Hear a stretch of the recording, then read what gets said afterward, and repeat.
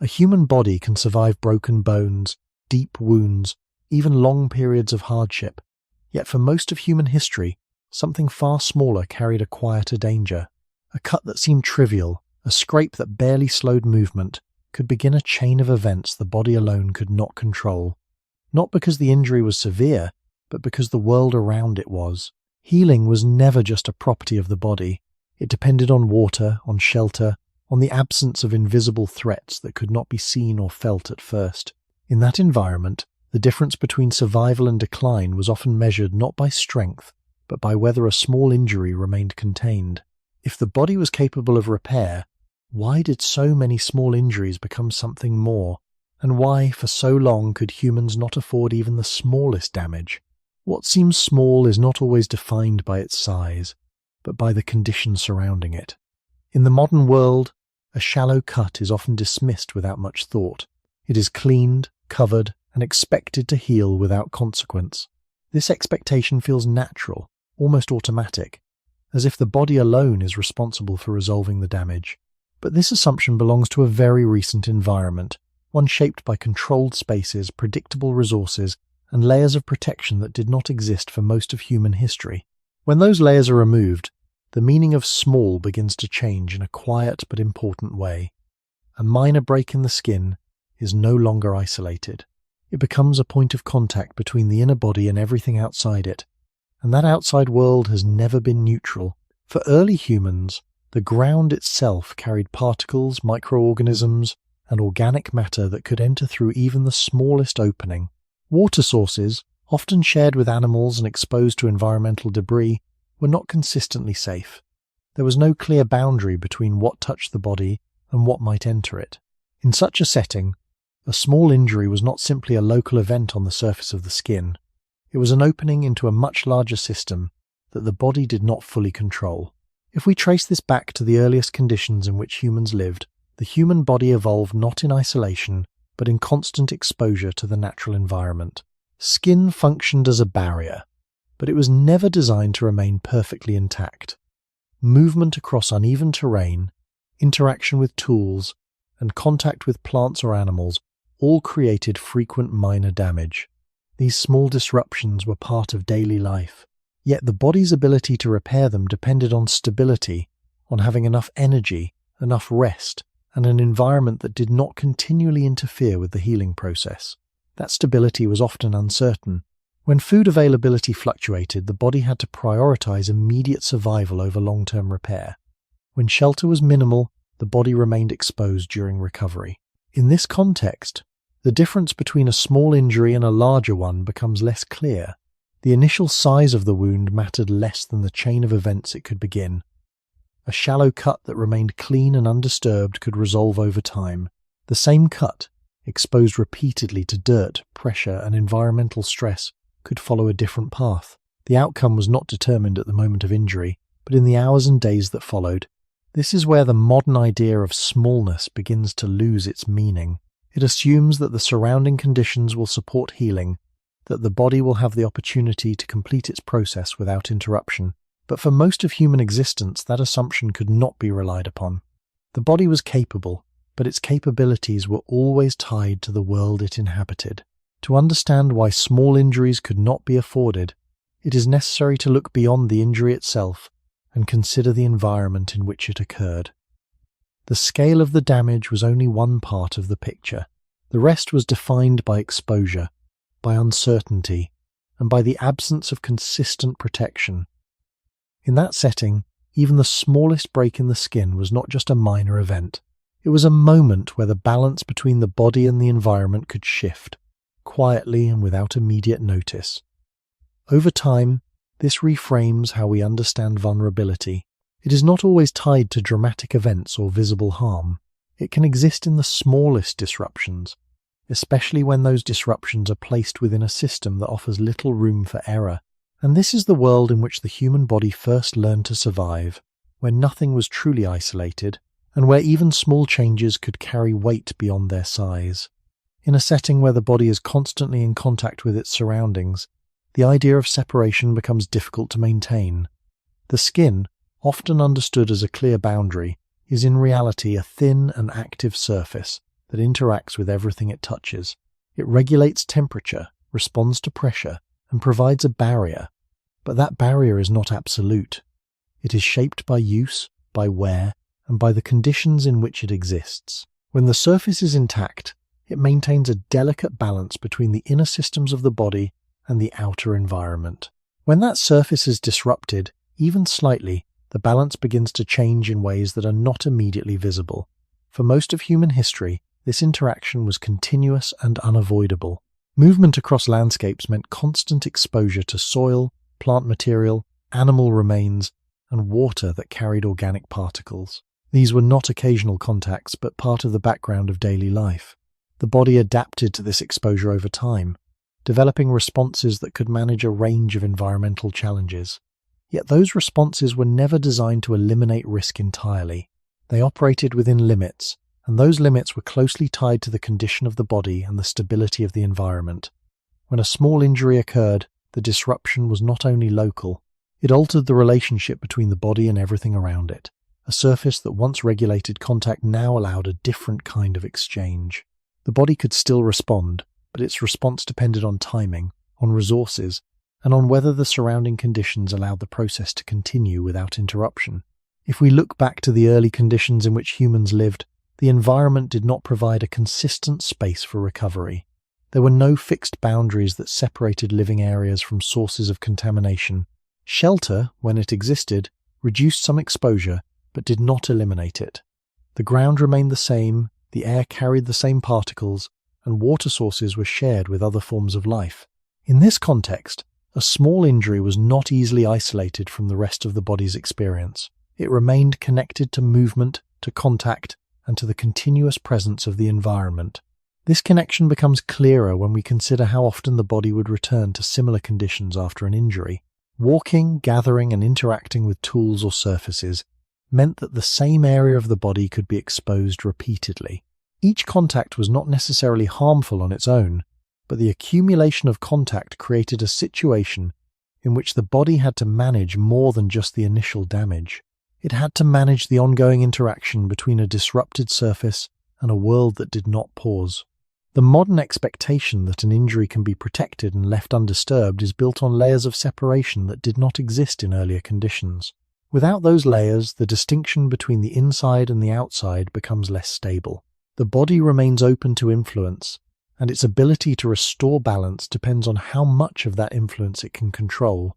This is where the meaning of a small injury begins to shift again. It is no longer defined only by its size or depth, but by how much it changes the conditions of interaction. A minor disruption in a stable environment may remain minor. The same disruption in an unstable environment can carry different consequences, not because the body has changed, but because the context in which it operates has changed. Over time, this leads to a broader understanding of vulnerability.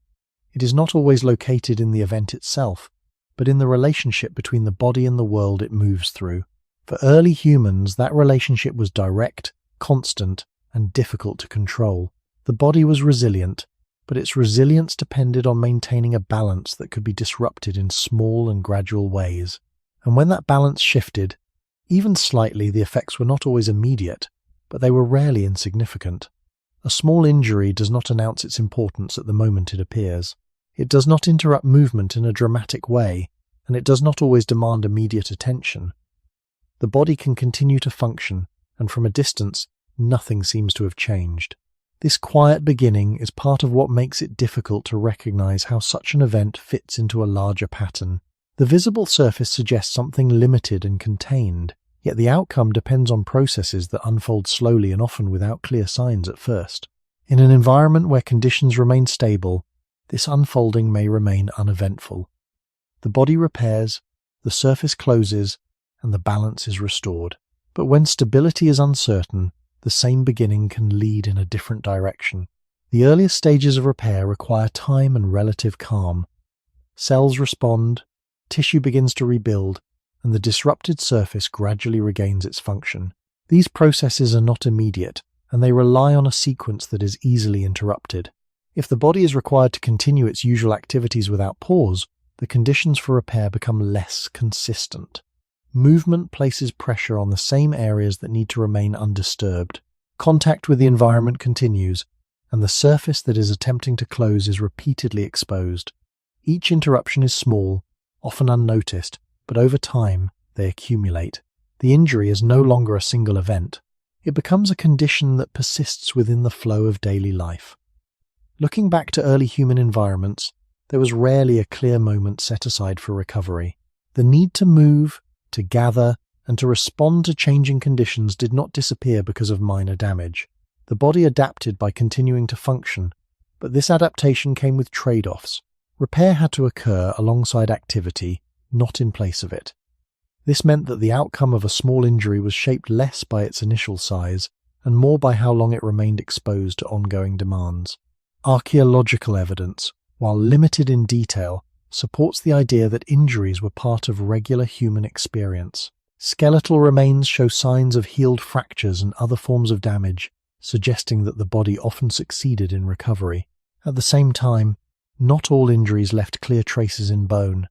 Soft tissue injuries, including many that would begin at the surface of the skin, rarely preserve in the archaeological record.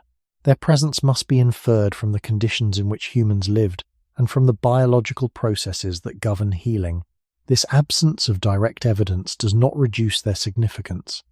Instead, it highlights how much of human vulnerability may have existed outside what can be easily observed in remains. When we consider this, the concept of a small injury becomes less about measurement and more about timing and exposure. It is not only the moment of damage that matters, but the sequence that follows. A small injury that resolves quickly may leave no trace. One that persists, even slightly longer than expected, can alter how the body allocates its resources. Energy that might have supported other functions is redirected toward repair. If that repair is prolonged, the effects extend beyond the original site.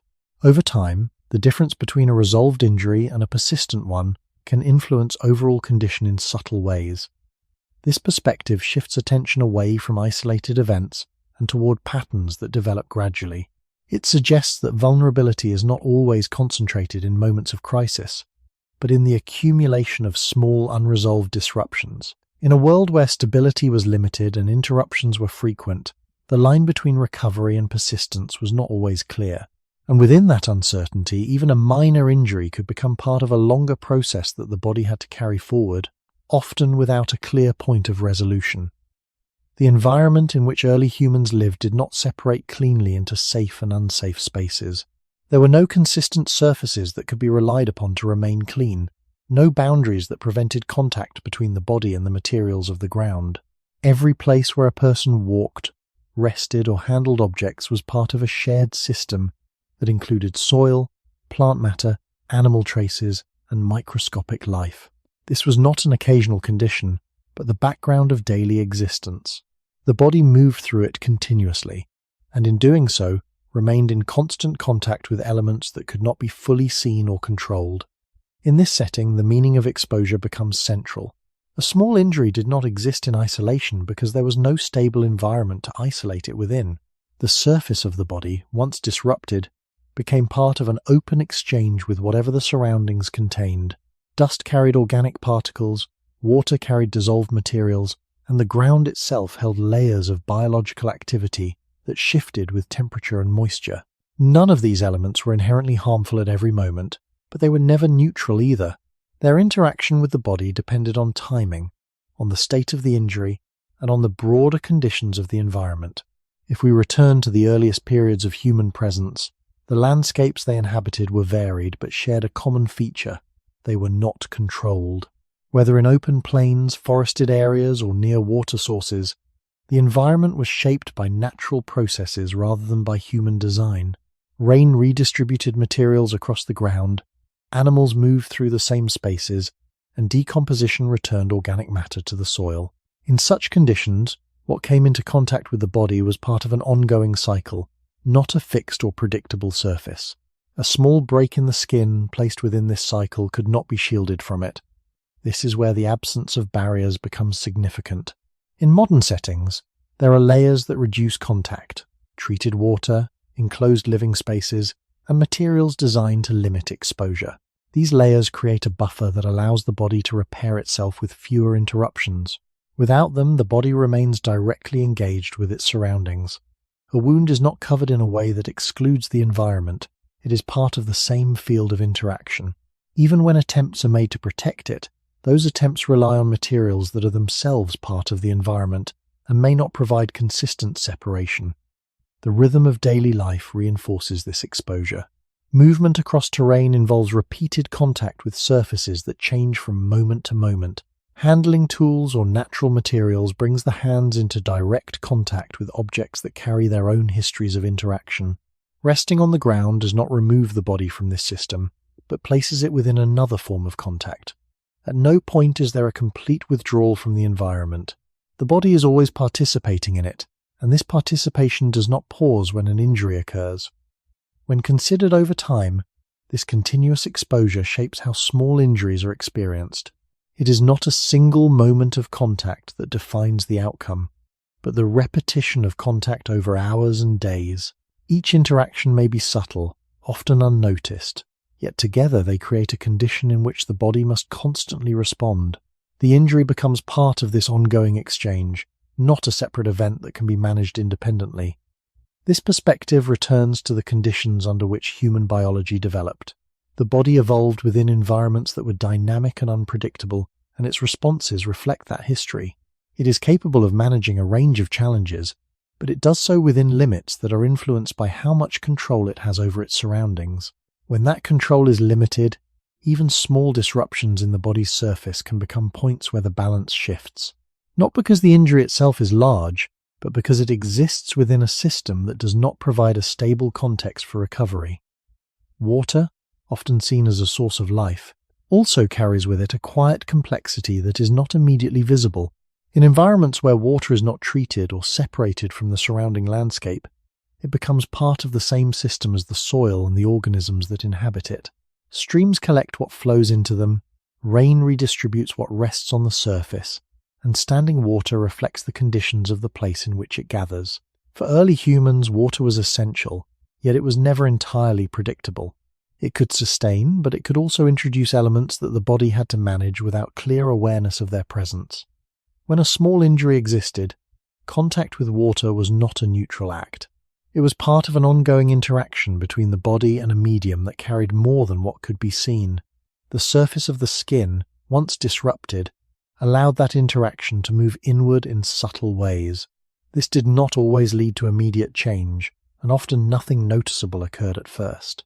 But the possibility remained, shaped by the quality of the water, the state of the body, and the broader conditions in which contact took place.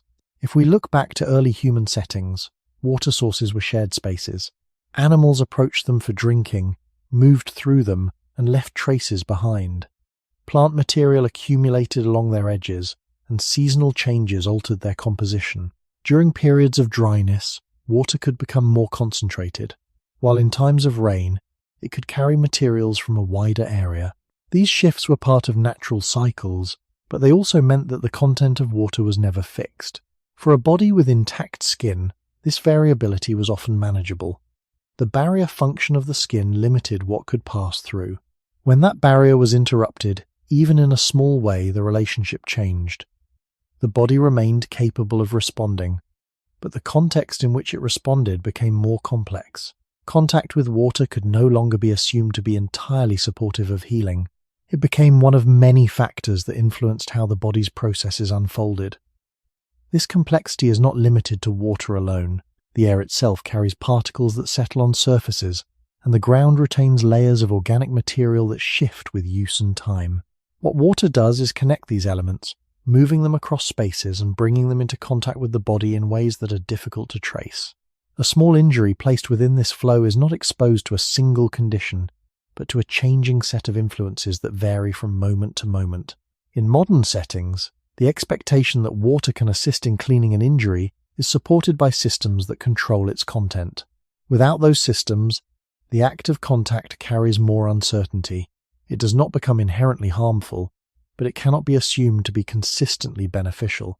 The body must interpret and respond to what is present, often without clear signals at the beginning. This adds another layer to the understanding of small injuries. Their outcome is shaped not only by direct contact with surfaces, but by the movement of materials through the environment. Water becomes a pathway through which these materials travel, connecting different parts of the landscape and bringing them into contact with the body. The injury, in turn, becomes a point where this connection is more direct. Over time, this perspective reinforces the idea that the environment is not a collection of separate elements, but a network of interactions. The body moves within this network, and its condition reflects the balance between what it can manage and what it cannot control. For early humans, this balance was maintained without the layers of separation that exist today. As a result, even small changes in the body's surface could alter how it engaged with that network, creating conditions in which a minor injury was no longer simply minor, but part of a broader system of exposure that unfolded quietly and continuously. The ground, often taken for granted as a stable surface, is in reality a layered system shaped by continuous change. It holds the remains of plants and animals, particles carried by wind and water, and a wide range of microscopic life that exists beyond direct perception. This complexity does not announce itself, yet it forms the surface upon which early humans lived, moved, and rested. Every step, every moment of contact, placed the body within this system. There was no clear distinction between what was simply part of the landscape and what might influence the body in more subtle ways. The ground was not designed to be clean or consistent. It reflected the conditions of its environment, changing with seasons, weather, and the presence of other forms of life. When the body was intact, this contact was part of a normal exchange that the body could often manage. The skin served as a boundary that allowed interaction while limiting intrusion. When that boundary was disrupted, even slightly, the relationship with the ground shifted in a way that was not always immediately visible. A small injury created a point where the inner environment of the body became more directly connected to the outer layers of the ground. This connection did not need to be dramatic to matter. It was enough that it existed and that it persisted over time. In early human conditions, there was little opportunity to remove oneself from this contact.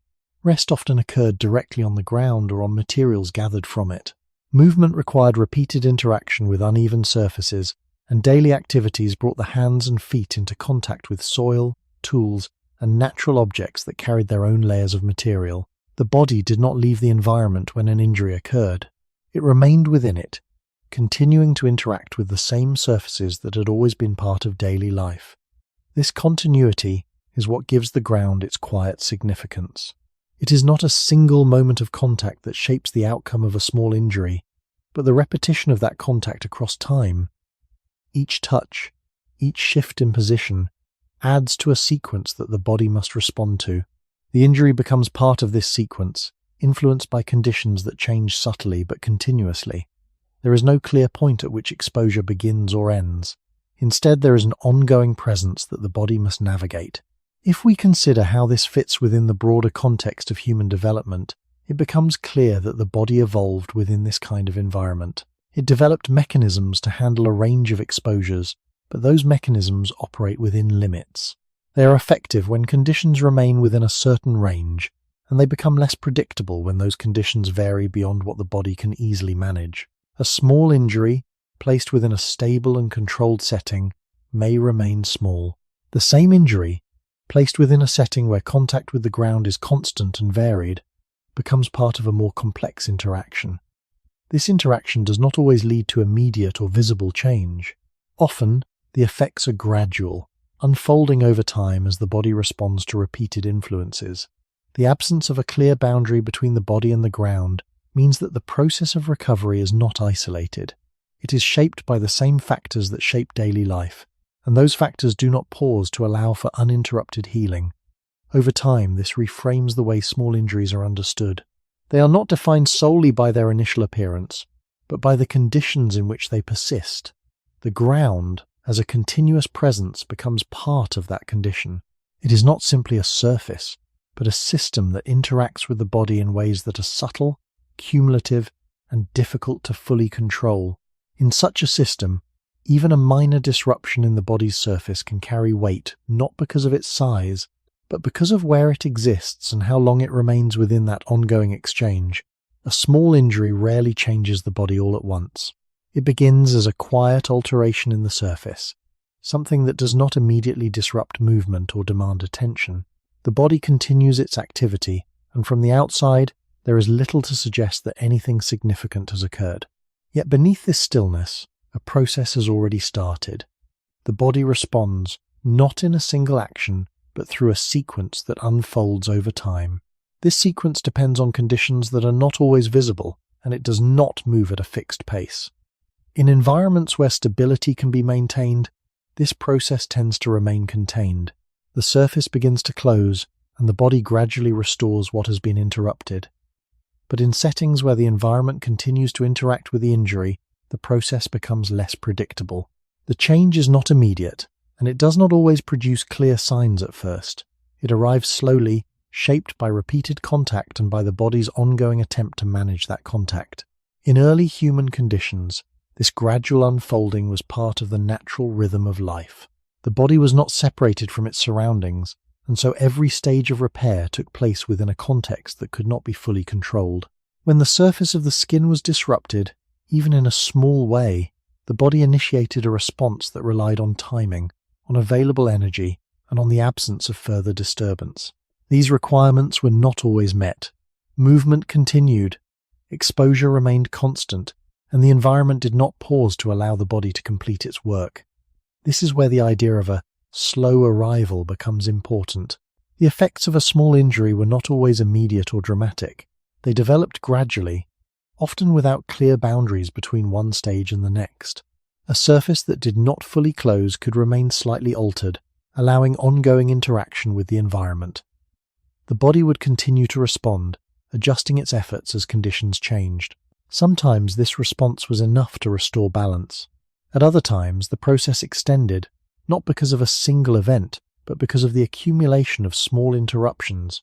Looking back to the origins of human life, this pattern reflects the conditions under which the body evolved. It did not evolve in a setting where recovery could be isolated from daily activity. Instead, it developed within environments where repair and exposure occurred simultaneously. The immune system, the process of tissue repair, and the regulation of inflammation all functioned within this shared space. They were effective, but not unlimited. Their success depended on whether the sequence of repair could proceed without being repeatedly disrupted. A small injury placed within this system could follow different paths, not because the injury itself changed, but because the context in which it existed varied. In some cases, the process remained controlled, and the body resolved the disruption with little lasting effect. In others, the same initial injury became part of a longer sequence, shaped by continued exposure and by the body's need to balance repair with other demands. This balance was never fixed. It shifted with changes in environment, in available resources, and in the overall condition of the body. What makes this process difficult to observe is its quietness. There is no clear moment when the path changes, no single point at which a small injury becomes something more significant. Instead, there is a gradual movement, a series of adjustments that unfold beneath the surface. The body responds, adapts, and continues, often without drawing attention to the complexity of what is taking place. Over time, this leads to a different understanding of risk. It is not always located in the size of the initial event, but in the duration and conditions of the response that follows. A small injury, left within an environment that continues to interact with it, becomes part of an extended process. That process may remain contained, or it may not. And in a world where stability was uncertain, the difference between these outcomes was not always clear at the beginning, but it was always present in the way the body moved through time and environment together. What makes this slow process difficult to recognize is that it rarely begins with a clear signal. The body does not always produce immediate signs that something has shifted beyond its control. Instead, there is often a period in which everything appears to continue as before. Movement remains possible, strength does not suddenly disappear, and the surface of the skin may show only minor change. During this period, the body is already responding, but its response is not yet visible in a way that demands attention. This delay is not a failure of the body. It is part of how biological systems operate. Many responses are designed to begin quietly, adjusting internal conditions before external signs become apparent. In stable environments, this delay does not usually carry significant consequences. because the body has the time and support it needs to complete its process. In less stable environments, the same delay can create a space in which small changes begin to accumulate without being clearly recognized. For early humans, this meant that the outcome of a small injury could remain uncertain for a period of time. The initial disruption did not always reveal its full significance, and by the time changes became noticeable, the process had already progressed. This is not to suggest that every small injury led to serious consequences, but rather that the path from minor disruption to larger effect was not always visible at the beginning. The body continued to function, and daily activities continued alongside the internal response.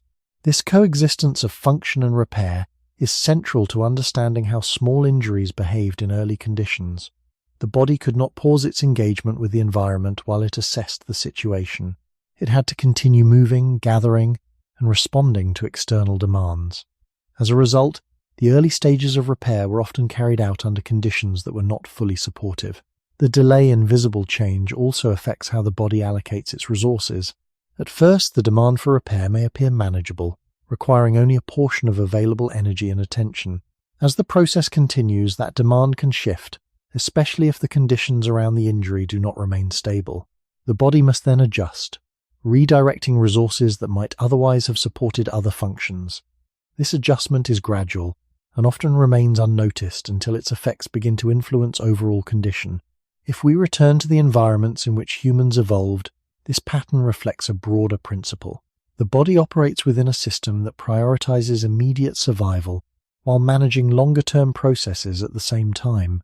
It does not always have the capacity to fully address both without compromise. When a small injury occurs, it enters this system as one of many demands. Its importance is not fixed at the moment it appears, but changes as the body responds to it over time. Archaeological and biological evidence together suggest that the human body is capable of enduring and recovering from a wide range of challenges. At the same time, they also indicate that recovery is not guaranteed and that outcomes vary depending on conditions.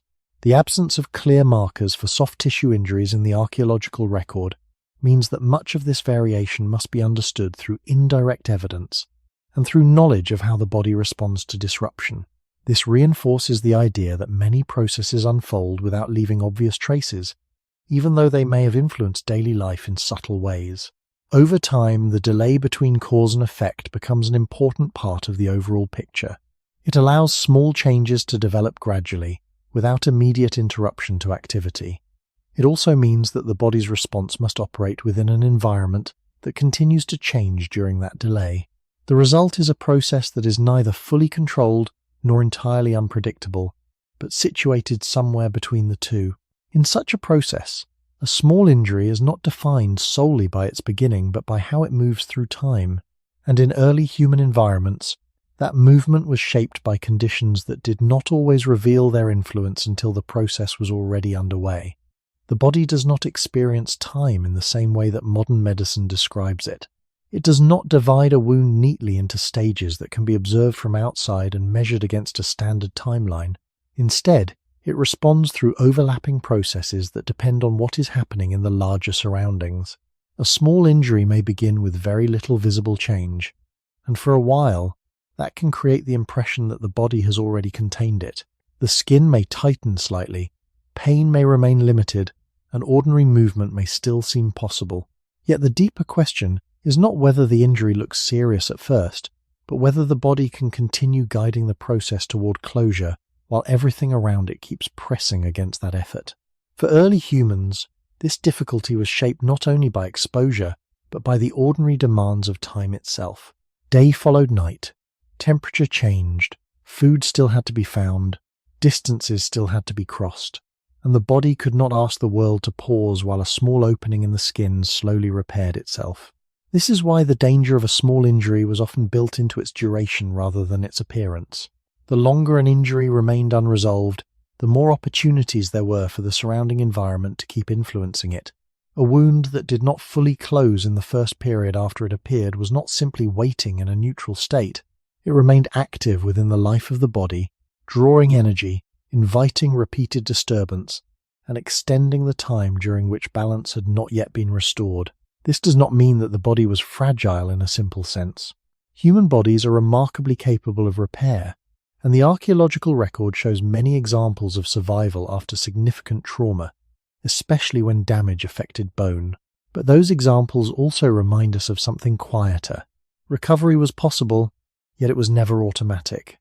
It depended on a chain of conditions holding together long enough for healing to continue. With soft tissue injuries where direct archaeological evidence is rarely preserved, the uncertainty is even greater. What can be said with confidence is that the biology of healing still required time then, just as it does now, and time was not something early humans could always spare. If a small injury lingered, it could begin to change how the body organized its priorities. Tissue repair requires energy. Immune responses require energy. Reduced movement in one part of the body may shift strain elsewhere. Sleep, which supports repair, may be shortened or made less effective by discomfort, cold, danger, or the need to remain alert. None of these factors alone needs to be dramatic. What matters is their accumulation.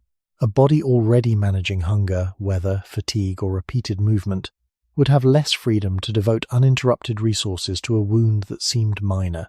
In that sense, a small injury was often dangerous because it entered a life that was already full of demands. This returns us to the deeper meaning of a slow process. The danger was not only that something harmful might enter through a wound, though that was part of the picture. It was also that healing itself could be delayed long enough for the body to remain in an unsettled state. That unsettled state could affect walking, carrying, climbing, sleeping, tool use, or the simple ability to keep pace with daily life. In a modern setting, many of these disruptions can be reduced by rest, protection, and controlled care. In early human settings, those supports were limited, inconsistent, or absent. The injury therefore remained woven into the rhythm of existence, rather than set apart from it. If we look back toward the origins of human life, this makes a small injury seem less like an isolated event and more like a test of whether the body and the environment could stay in balance for long enough. The wound itself might be small, but the period of uncertainty around it was not. It stretched forward into hours, days, and sometimes longer, carrying consequences that were rarely obvious at the beginning. What made the process dangerous was not sudden collapse, but the quiet possibility that repair would take longer than the world was willing to allow. In that older human world, where survival depended on continuity more than comfort, even a minor injury could become costly simply because time kept moving while healing remained incomplete. The human body is often described as resilient, and in many ways that description is true. It can seal damaged skin, rebuild tissue, reduce bleeding, and reorganize its internal resources in response to disruption. These are not minor achievements. They are part of a biological system shaped over a very long history, in which survival depended on recovery as much as on endurance. But resilience is not the same as unlimited capacity. The body does not heal by simply deciding to return to its previous state. Healing is a form of work, and like all forms of work in a living system, it depends on energy, materials, time, and a degree of stability that is not always available. This is where the limits of the human body begin to matter.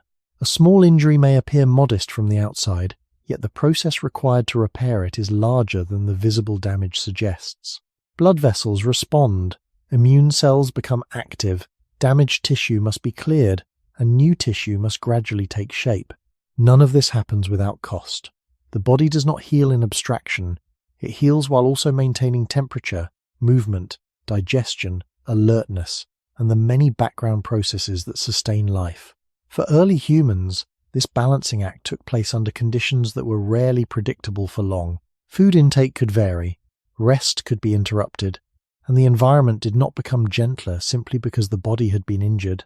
If we return to the early conditions in which human biology developed, the body was never designed for endless surplus. It evolved in settings where energy often had to be divided carefully across competing demands. This does not mean that the body was poorly made. It means that it was built to manage trade-offs. Repair could happen, but it happened within a system already occupied by other priorities.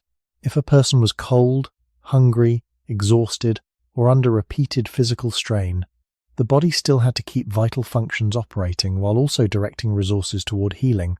A small wound therefore entered a body that was already engaged in multiple negotiations. The visible size of the injury did not determine the total burden it placed on the organism. This becomes easier to understand when healing is viewed not as a simple switch, but as a sequence that can proceed well, proceed slowly, or be repeatedly disrupted. The body can do many things at once, but it cannot do everything at maximum strength at the same time. A wound may need relative stillness, but the body may also need to keep walking. Tissue repair may require energy, but the body may also need that energy for maintaining warmth during a cold night. The immune response may need support, but food may be limited. These are not unusual failures. They are ordinary biological constraints. In modern environments, many of these constraints are softened by conditions that support recovery. Clean coverings reduce exposure. Reliable food and water reduce uncertainty. Indoor shelter lowers environmental stress. Rest can sometimes be protected. These supports do not replace the body's work, but they make that work easier to complete. For most of human history, such support was inconsistent. The body still possessed the same broad capacities for repair, yet the circumstances surrounding those capacities were less forgiving. This is one reason a small injury could become significant without appearing dramatic at first. The body could begin healing, but beginning was not the same as finishing. From the perspective of human origins, this is an important distinction. Human survival did not depend on perfect bodies. It depended on bodies that could function within fluctuating conditions. That ability brought great flexibility, but it also meant that the body was always operating near practical limits rather than in a state of unlimited reserve. A small injury mattered because it consumed part of that reserve. It asked the body to redirect attention toward repair, while life continued placing demands on every other system. The more unstable the surrounding conditions, the narrower the body's margin became. This does not turn healing into a mystery. It simply places healing back into the world where it actually occurs. The body is capable, but it is not separate from circumstance. It repairs itself through processes that are real, measurable, and deeply rooted in biology, yet those processes depend on the conditions in which they unfold. For early humans, those conditions were often enough to allow recovery, but not always enough to guarantee it. That uncertainty is central to the title of this video. Small injuries could not always be afforded, not because the human body lacked intelligence or strength, but because even a capable body has limits, and those limits become more visible when survival leaves little room for interruption. Healing is often imagined as something the body simply does on its own, as though repair were an automatic return to normal once damage appears. In one sense, that belief is understandable. Skin can close, pain can fade, and strength can gradually return without conscious effort. Yet this appearance of automatic repair can hide a more difficult truth. The body does not heal in a separate space reserved only for recovery. It heals while continuing to live, and living itself requires a constant flow of energy into many systems at once. Breathing, circulation, temperature control, digestion, muscle activity, immune defense, and mental alertness all continue whether the body is injured or not. A small wound, therefore, does not enter an empty system waiting to receive it. It enters a body already fully occupied. For early humans, this mattered because daily life rarely provided a surplus large enough to make repair effortless. The body had to divide its resources carefully, and healing was only one of several necessary claims on those resources. If food was limited, if cold increased the need for heat production, if walking remained necessary, then the cost of repair had to be paid from a reserve that might already be narrow. This does not mean the body stopped trying to heal. It means healing took place under negotiation. Resources could be directed toward repair, but only in proportion to what the larger situation allowed. A small injury could therefore become more significant than its size suggested, because the work needed to contain and repair it competed with everything else required for survival. Looking back toward the deeper beginnings of human life, this pattern fits the long history of a species shaped by variability rather than abundance. Human bodies evolved to handle uncertainty, not permanent comfort. That adaptation brought flexibility, but it also meant that the body was built to make trade-offs. When conditions were favorable, repair could proceed more effectively. When conditions were harsh, other demands could take priority. Warmth had to be maintained, water had to be found, muscles still had to carry the body across distance, attention still had to remain available to the environment. In this sense, the body's limits are not signs of weakness. They are signs that it is part of a larger biological economy, one in which every process has a cost. This is especially important when thinking about injuries that seem minor. A deep wound clearly asks much of the body, and its seriousness is easier to recognize. A small cut or abrasion appears to ask for less. Yet even a limited disruption still requires the body to mobilize cells, rebuild tissue, regulate inflammation, and preserve the integrity of a barrier that has been broken. The visible injury may be small, but the internal coordination it requires is not trivial. In a stable environment, the body may meet that demand with relative ease. In an unstable environment, the same demand may become harder to satisfy, because too many other systems are already drawing from the same pool of available energy and time. Archaeology cannot preserve every soft tissue injury, but it can remind us that survival in early human settings was tied closely to the practical condition of the body. Skeletal remains show lives shaped by repeated strain, by movement, and by adaptation to demanding surroundings. These remains do not tell us everything, yet they help place healing within a world where the body was never separate from labor, weather, and uncertainty. A small injury, within that world, was not just a small injury. It was an added claim placed on a body that might already be balancing hunger, exposure, fatigue, and the ordinary wear of daily life. This returns us to the central point of this part. The human body can repair itself, but it cannot do so without limits.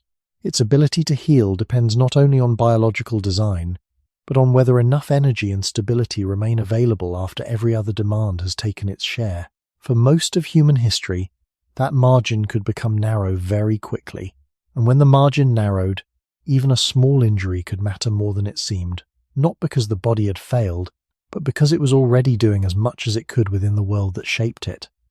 The body does not fail all at once when it reaches its limits. More often, it adjusts quietly, reducing one effort so that another can continue. This is one reason small injuries can be misleading. They seem limited because they do not always produce immediate collapse, yet the body may still be paying for them in less visible ways.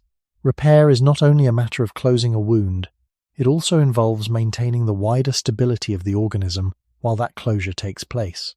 If swelling must be controlled, if damaged tissue must be removed, if new tissue must be built, then the body has to keep directing resources toward those tasks over time.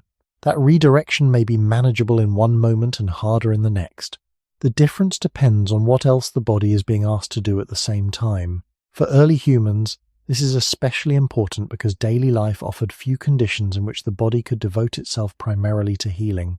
Human origins lie in environments of repeated movement, fluctuating food access, changing weather, and constant negotiation with the landscape. In such a world, the body could not assume that rest, warmth, hydration, and safety would all be available together for as long as repair required. A small injury, therefore, had to be absorbed into a living system that was already under pressure from ordinary existence. The question was not simply whether the body knew how to heal, it was whether it could keep enough of its systems in balance long enough for that healing to hold. This becomes clearer when we think about reserve. A body with reserve can tolerate disruption more effectively. It can lose some energy to repair and still maintain movement, temperature, and alertness. A body with little reserve may still attempt the same repair, but with narrower margins. Early human bodies were not weak, but they were often working close to practical limits because survival itself required continued effort. If food had been scarce for a period, if cold had increased energy demands, if sleep had been shortened by danger or discomfort, then the margin available for healing would shrink. Under those conditions, a small injury did not need to become dramatic to matter. It only needed to remain unresolved long enough to keep drawing from a reserve that was already thin. This perspective also helps explain why the body's limits should not be understood as a defect. They are part of a system shaped by trade-offs across evolutionary time. Human biology did not emerge in a world of continuous protection. It emerged in a world where the body had to survive immediate conditions first, and preserve long-term integrity only as far as those conditions allowed. That is why repair is powerful but not unlimited. The body is built to respond, not to guarantee restoration under every circumstance.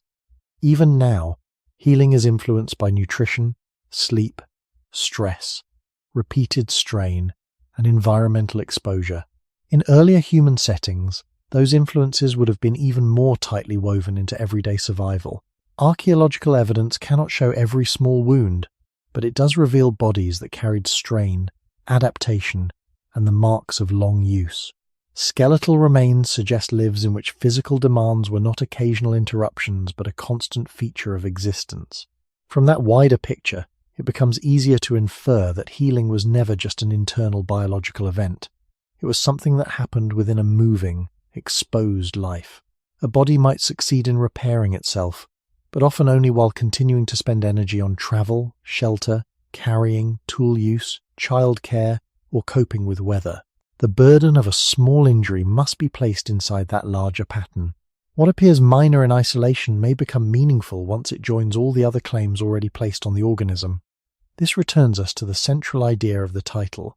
Humans could not always afford small injuries, because the true cost of those injuries was not measured by their appearance. It was measured by how much extra work they required from a body that was already fully engaged with survival. A capable organism can still be limited when its reserves are narrow and its environment remains demanding. In that older human world, the body often endured more than we easily imagine, but endurance did not erase limits.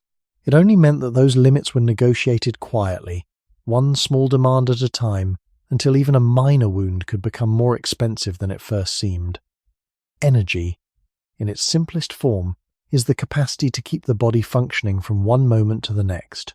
It supports movement, maintains internal balance, and allows the body to respond when something changes. This may sound straightforward, yet the way energy is distributed within the body is never fixed. It shifts continuously, guided by what is most necessary at a given time. When a small injury appears, it becomes one more demand placed on that shifting system. The body begins to repair, but it does so without gaining new energy from the injury itself. Everything required for that repair must come from what is already available, or what can be gathered from the environment. For early humans, this detail becomes especially important because energy was rarely abundant for long periods. Food sources could be uncertain, and even when food was found, it had to be obtained through effort. Walking, carrying, shaping tools, or interacting with the environment all required energy before any benefit could be gained. This meant that the body often operated in a state where energy was present, but not freely expendable. It had to be used carefully, divided across needs that could not be ignored. If warmth was required, energy was directed toward maintaining temperature. If movement was necessary, muscles demanded their share. If attention was needed for safety, the brain remained active. Into this system, a small injury introduced another requirement. Repair is not passive. It involves cellular activity, the transport of materials, and the coordination of multiple internal processes. These processes are efficient, but they are not without cost. They draw from the same pool of energy that supports everything else. In a setting where energy is plentiful and rest is possible, this cost may remain relatively unnoticed. The body absorbs it without difficulty, and the injury resolves. In a setting where energy is limited and demands remain high, the cost becomes more visible, even if it is not immediately obvious. The body must decide how to allocate what it has. This allocation is not conscious, but it follows biological priorities shaped over a long history. Immediate survival tends to come first. Maintaining the ability to move, to stay warm, and to remain responsive to the environment can take precedence over perfect repair. This does not stop healing, but it can influence its pace and completeness. A small injury may therefore take longer to resolve, not because the body is incapable, but because it is balancing multiple needs at once. If we consider this in relation to early human environments, the pattern becomes clearer. Energy could fluctuate from day to day. A period of relative abundance might be followed by scarcity. Weather could increase energy demands without providing additional resources. The body adapted to this variability by becoming flexible. But flexibility does not remove limits. It allows the body to continue functioning under changing conditions, often by adjusting the speed or intensity of certain processes. Healing, as one of those processes, could be slowed or altered when energy had to be directed elsewhere. Over time, this creates a situation in which the outcome of a small injury is closely tied to the broader energy context of the body. Two similar injuries could follow different paths depending on how much energy was available and how many other demands were competing for it. The injury itself remains the same, but the conditions surrounding it are not. This reinforces the idea that size alone does not determine significance. A small injury in a well-supported body may remain small. The same injury in a body with limited energy reserves may persist, drawing resources over a longer period and increasing the chance that it becomes part of a larger pattern. Archaeological evidence cannot measure energy directly, but it reflects lives shaped by effort and adaptation. Skeletal remains suggest repeated movement, physical strain, and environments that required continuous engagement. From this, it is reasonable to understand that energy was not a constant surplus. It was something that had to be managed carefully, often without the possibility of long-term storage or predictable replenishment. Within such a system, even a minor disruption could matter if it required ongoing investment. A small injury did not only affect the surface of the body, it asked the body to spend energy that might already have been committed elsewhere. And in a world where energy was never guaranteed, that additional cost could not always be absorbed without consequence, making even small damage something that could not easily be ignored. The body does not store energy as a simple reserve waiting for a future emergency. It stores and uses energy through systems that are always active, always balancing present need against future uncertainty. This is important because healing is often imagined as something that happens after survival has already been secured, as though repair begins only once the body is free to turn inward and focus on itself. For most of human history, that separation was rarely possible. The body had to repair damage while still meeting the demands of ordinary life. And ordinary life itself was full of uncertainties that could change from one day to the next. A small injury, therefore, entered a system that was already budgeting its resources carefully, often without any guarantee that tomorrow would provide easier conditions than today. If we trace this back to early human existence, one of the clearest patterns is that energy had to remain flexible. Food could be available in one period and harder to obtain in another. Weather could become colder, travel could become longer, and tasks that seemed minor could suddenly require more effort than expected. In such a setting, the body was not operating with a large margin of unused capacity. It was operating with priorities. Energy had to be kept available for what could not be postponed. Movement, awareness, warmth, and the maintenance of essential functions. This did not mean that healing was unimportant. It meant that healing had to compete within the same biological economy as every other need. A small injury might require only a modest increase in repair activity, but modest does not mean free. It still asks the body to redirect blood flow, mobilize immune responses, replace damaged tissue, and preserve the boundary that the skin normally provides. All of that takes metabolic work. The quiet difficulty is that this work may continue long after the visible damage appears minor. A cut that looks small can still require sustained attention at the cellular level, and that sustained attention is drawn from the same limited pool that supports the rest of the body's survival. This becomes even more significant when the body is already dealing with fluctuating intake. Early humans did not live in a world of constant access to food at fixed times. Nutritional status likely varied with season, location, success in gathering or hunting, social sharing, and many other conditions that cannot always be reconstructed in detail. Science does not allow us to describe every prehistoric life with certainty, but it does support the broader picture that energy availability was often unstable compared with many modern settings. From that perspective, healing could not be treated as a separate priority with its own guaranteed budget.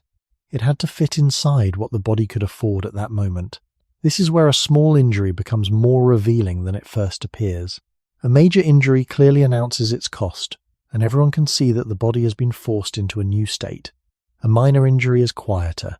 It enters daily life without demanding total interruption. That is exactly why it can be misleading. It seems easy to absorb, yet it keeps asking for small amounts of energy over time. If the body is already near its practical limits, that repeated cost matters.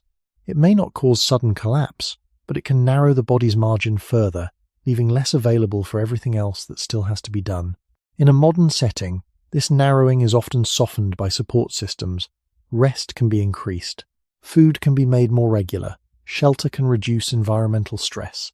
Clean protection can lower the cost of managing exposure. For most of human history, those forms of support were inconsistent or absent. The body still performed the same fundamental biology, but it had to do so within a harder world. That world did not remove the body's capacity to heal, yet it made healing more expensive. When energy had to remain available for uncertainty, even a small wound could become a meaningful expense. This helps explain why the title of the video points toward affordability rather than simple survival. The issue was not that every small injury became disastrous. It was that the body often could not absorb the cost of even minor damage without sacrifice. Something else had to share the burden. Time, movement, strength, sleep, or resilience in the days ahead could all be quietly affected. In that older human world where survival depended on careful use of limited resources, a small injury was not dangerous only because of what it was. It was dangerous because of what it asked the body to keep spending in a life where energy was never spare for long. To say that energy was never spare is not the same as saying early humans were always on the edge of collapse. Human bodies are more adaptable than that, and human communities survived across many landscapes precisely because they could function within changing conditions. But adaptability should not be confused with abundance. The body can continue through variation, through hunger, cold, exertion, and interrupted rest, yet it does so by adjusting how much it gives to different needs at different times. This matters because a small injury enters that system not as an isolated event, but as one more demand added to an already active balance. Its cost may be modest in one moment, yet in a life shaped by uncertainty, even modest costs can become meaningful when they last longer than expected. One of the most important features of healing is that it is rarely finished in the same moment that injury appears. The body begins responding quickly, but repair continues across time. That means the true energy cost of a small wound is often spread out. It is not paid all at once. Instead, the body keeps spending, a little at a time, while still paying for movement, warmth, vigilance, digestion, and the many other ordinary functions required for survival. In a modern setting, this steady cost is often absorbed without much notice because the surrounding world supports recovery. In earlier human settings, the same slow drain could matter more because the body had less certainty about what resources would be available tomorrow or even later in the same day. If we place this within the deeper history of human origins, the pattern becomes clearer. Early human life was not organized around maximizing comfort or preserving long recovery periods. It was organized around remaining functional within a world that changed constantly. Weather could shift. Food access could narrow. Travel might become necessary. The body evolved within this instability, and one result of that history is that it became skilled at making compromises. It could reduce investment in one area to protect another. It could continue moving while repair remained incomplete. It could preserve immediate survival, even when perfect restoration had to wait. This flexibility was powerful, but it also meant that healing was often negotiated rather than guaranteed. A small injury could remain unresolved not because the body lacked the mechanisms to repair it, but because those mechanisms had to share limited energy with too many other demands.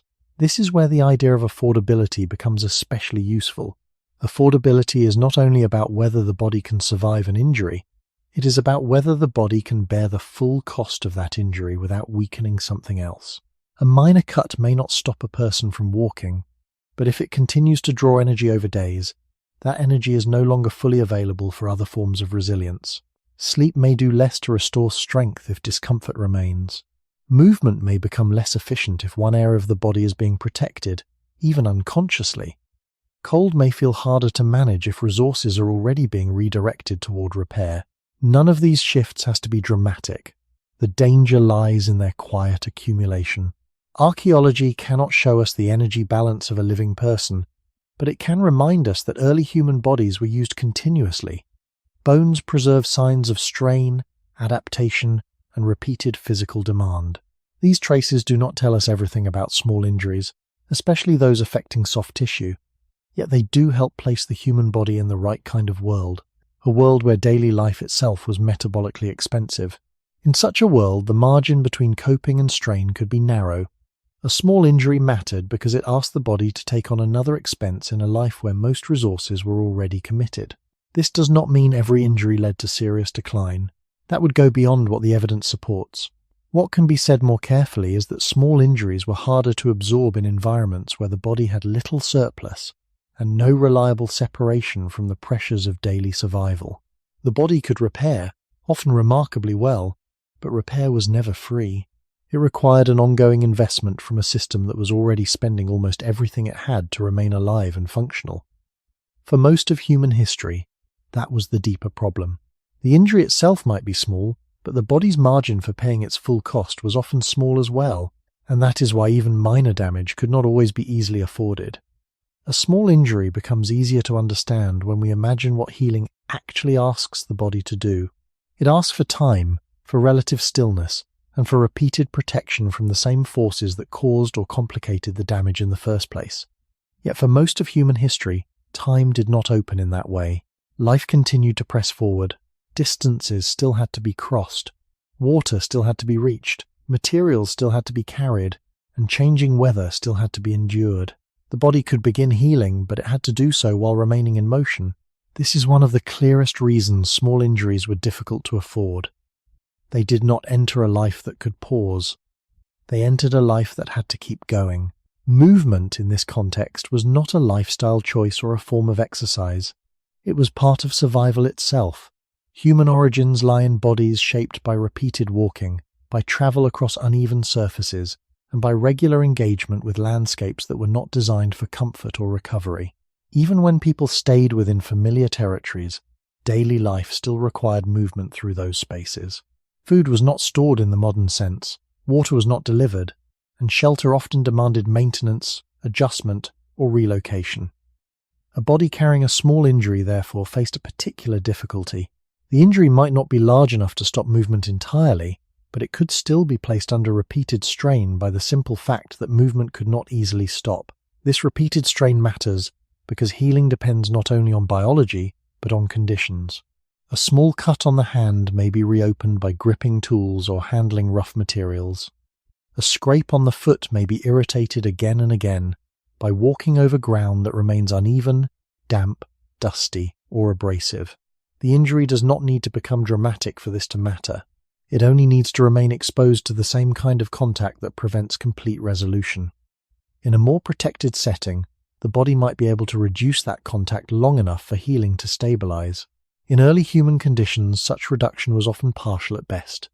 The demands of daily movement kept returning the injured body to the same environments that complicated repair. If we look back to the broader human past, this pattern fits what we know from both biology and archaeology. Human anatomy reflects a long history of mobility. Skeletal remains from many periods suggest bodies shaped by regular physical use, often with signs of strain that accumulate across life. These records do not show every detail of soft tissue injury, but they help place healing within the right framework. The human body was not living quietly apart from effort. It was carrying itself through landscapes, and that fact alone changed the meaning of a minor wound. What modern life sometimes allows to remain still, older human life often kept in motion. This also helps explain why the problem was not only the injury itself, but the absence of a clean division between recovery and work. In many modern circumstances, one can stop using an injured part of the body for a period, reduce contact, and support healing with protection. For most of human history, that separation was uncertain. The same hand needed for repairing shelter might also be the hand carrying materials. The same foot needing relief might still need to bear weight over rough ground. The body was forced into compromise. It could protect the injury somewhat, perhaps by altering movement or reducing certain actions, but it often could not remove the injury from use altogether. This creates a slow but powerful effect. When healing is interrupted not by a single major event but by continuous ordinary use, the injury remains part of daily life much longer. It keeps drawing attention from the body. It keeps requiring energy and repair. It remains vulnerable to the environment because the body cannot fully withdraw it from contact. Over time, the cost grows not through drama, but through persistence. This is one of the quiet truths behind the title. Small injuries were hard to afford because human life was organized around continuity of movement. A wound did not arrive in a protected pause between demands. It arrived inside an already moving body, inside a day that still had to unfold, inside a landscape that did not soften because healing had begun. The body could endure this, often impressively, But endurance is not the same as safety. It means only that healing had to compete with motion, and in a world where movement could not easily stop, even a small injury could become expensive simply because the body had to carry it forward before it was ready to be left alone. To remain alive, the human body had to keep participating in the world even when it was not fully ready to do so. This is a quiet but important feature of early human life. Survival did not wait for ideal conditions, and it did not pause while the body completed a repair. A person with a minor injury could still stand, still walk, still carry, still bend, still reach. That ability may sound like strength, and in one sense it was, but it also created a hidden problem. Because the body could continue functioning, it was often required to continue functioning. The injury did not remove the person from daily life. It simply became part of the burden that daily life now had to carry.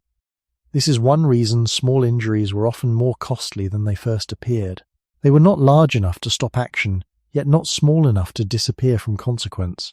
The body had to keep using the same structures that were trying to recover.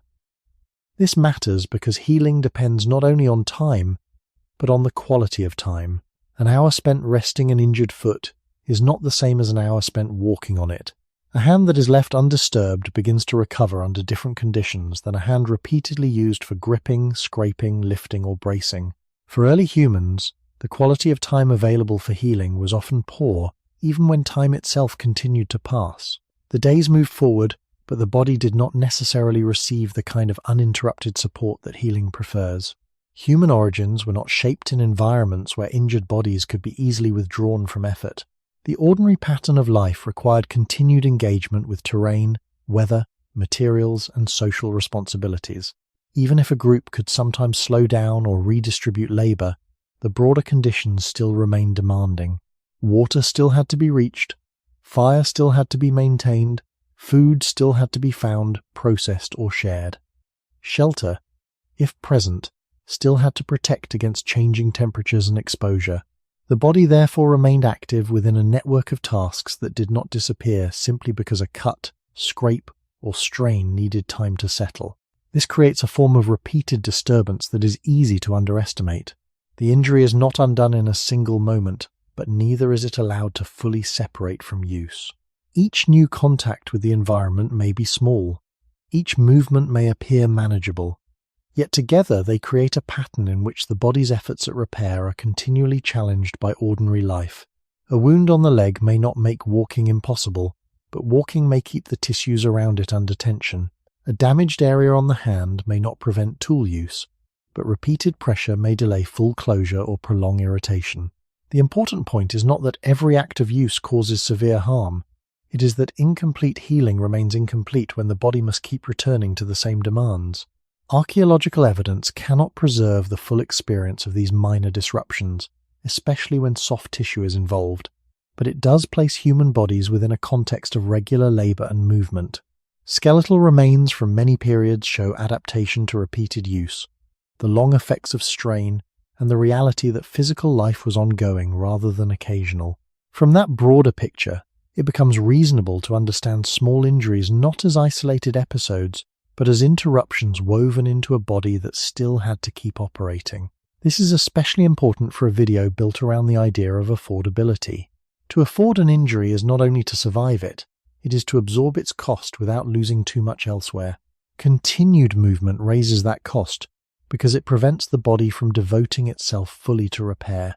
The injury must be paid for slowly, in small biological expenditures, while the person continues to meet the demands of the day. That slow payment can be hard to notice from the outside. There may be no dramatic sign, no single turning point, but the cost remains present in the body's need to keep repairing while still being used. In the early human world, this tension between recovery and participation was unavoidable. A person was not healing outside life, but inside it. The body was trying to restore itself while still belonging to movement, to work, to environment, and to time.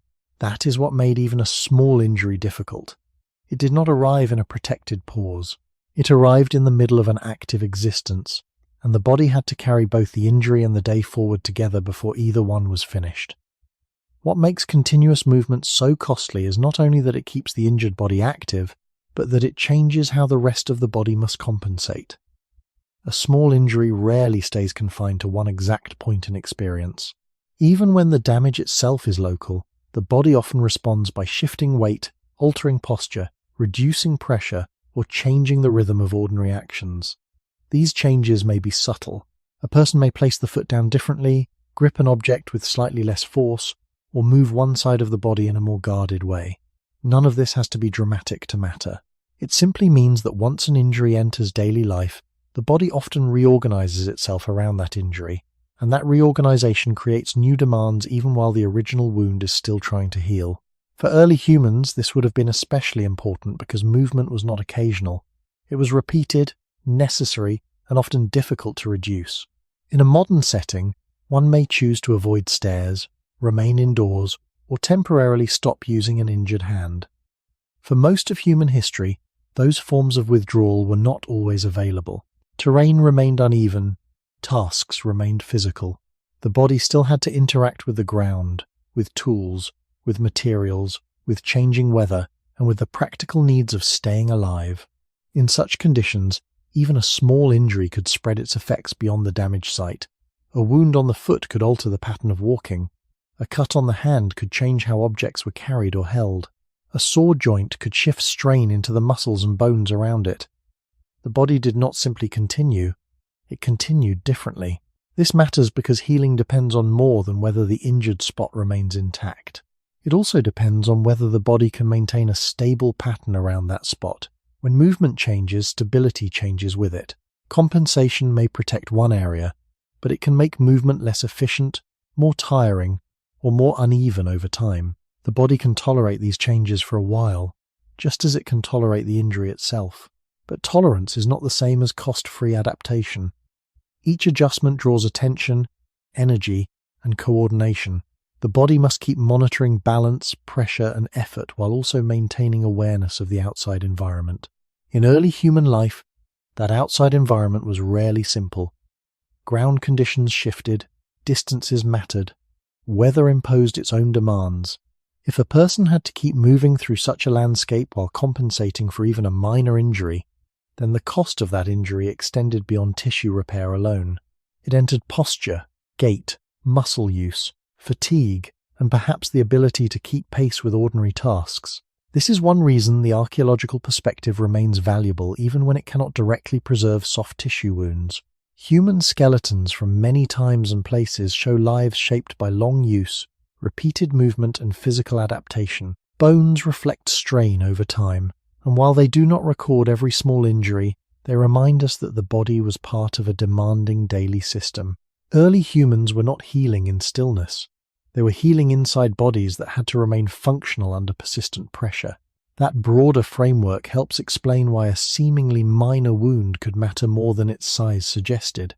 It was not only the wound itself that had to be carried, but also the compensations that came with it. If we return to the deeper origin point of the human body, this pattern fits the logic of an organism built for endurance but not for endless insulation from consequence. Human biology is good at adapting.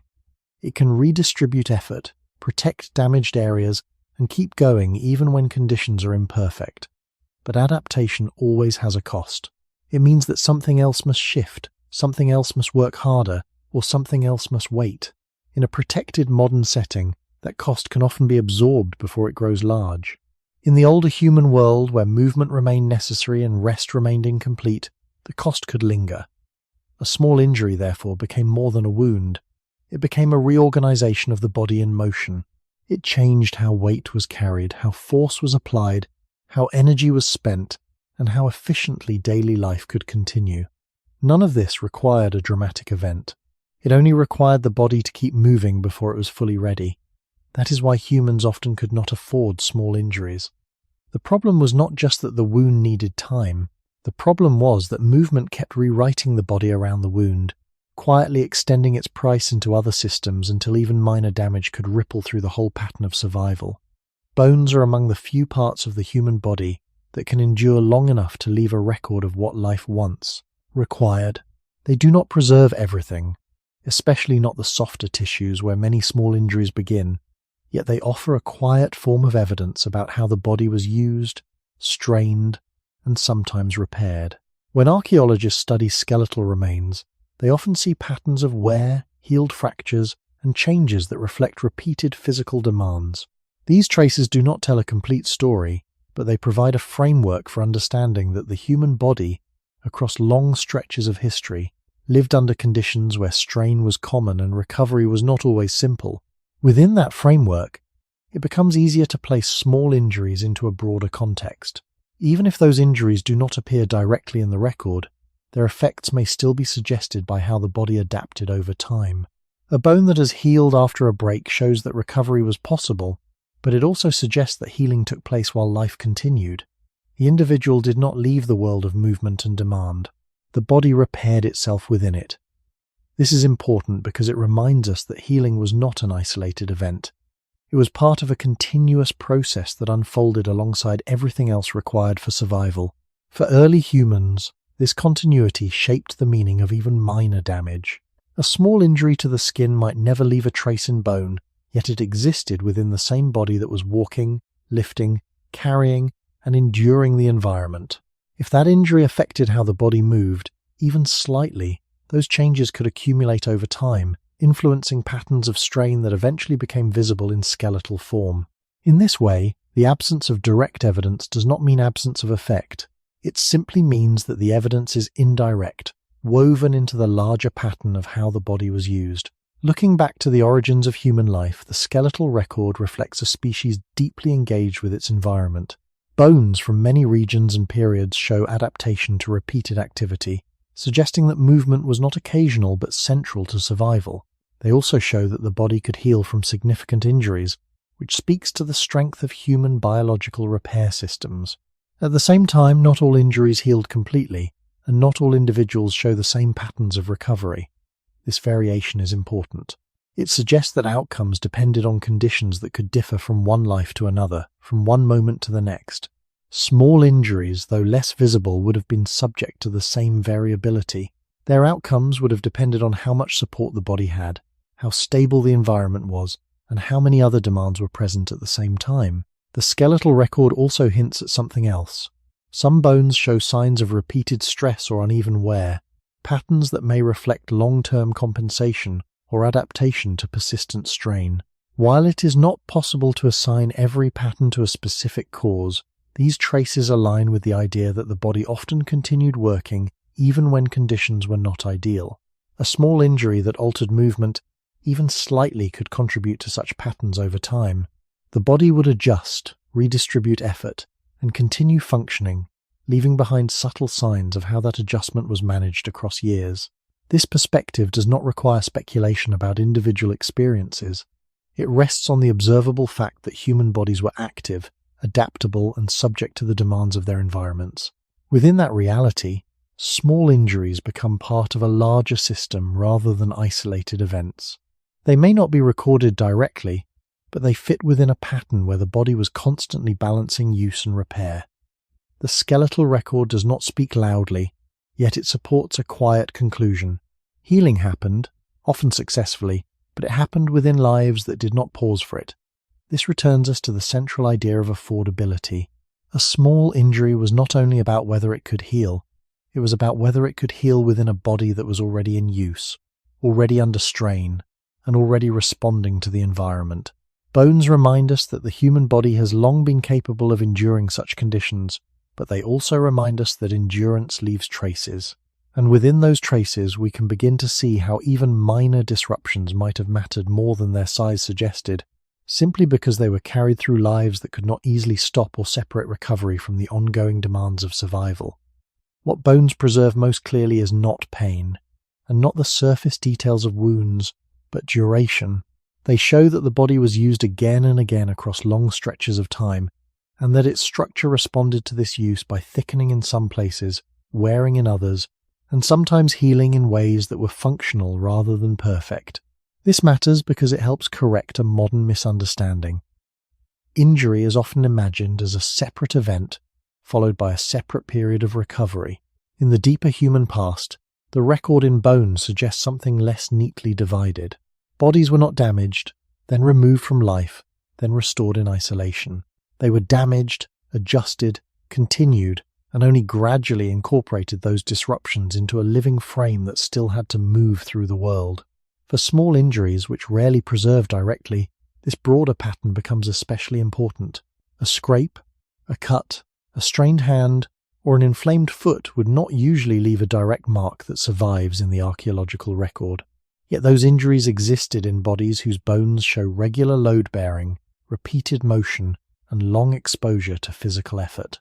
This means that when we ask what a small injury may have cost, we are not asking in the abstract. We are placing that injury inside a body already shaped by walking, lifting, crouching, carrying, and adapting to uneven environments. The skeletal record cannot name the wound, but it can show the kind of life the wound entered. That is often enough to make the title of this video feel more grounded. If a body was already being used heavily, then even minor disruptions could matter because they altered how that use was managed. In many archaeological contexts, healed fractures show that survival after substantial injury was possible. This is an important reminder that early humans were not helpless, and that human social and biological resilience could be considerable. At the same time, healed does not always mean restored to an ideal original state. Some bones heal with visible changes in alignment, texture, or form.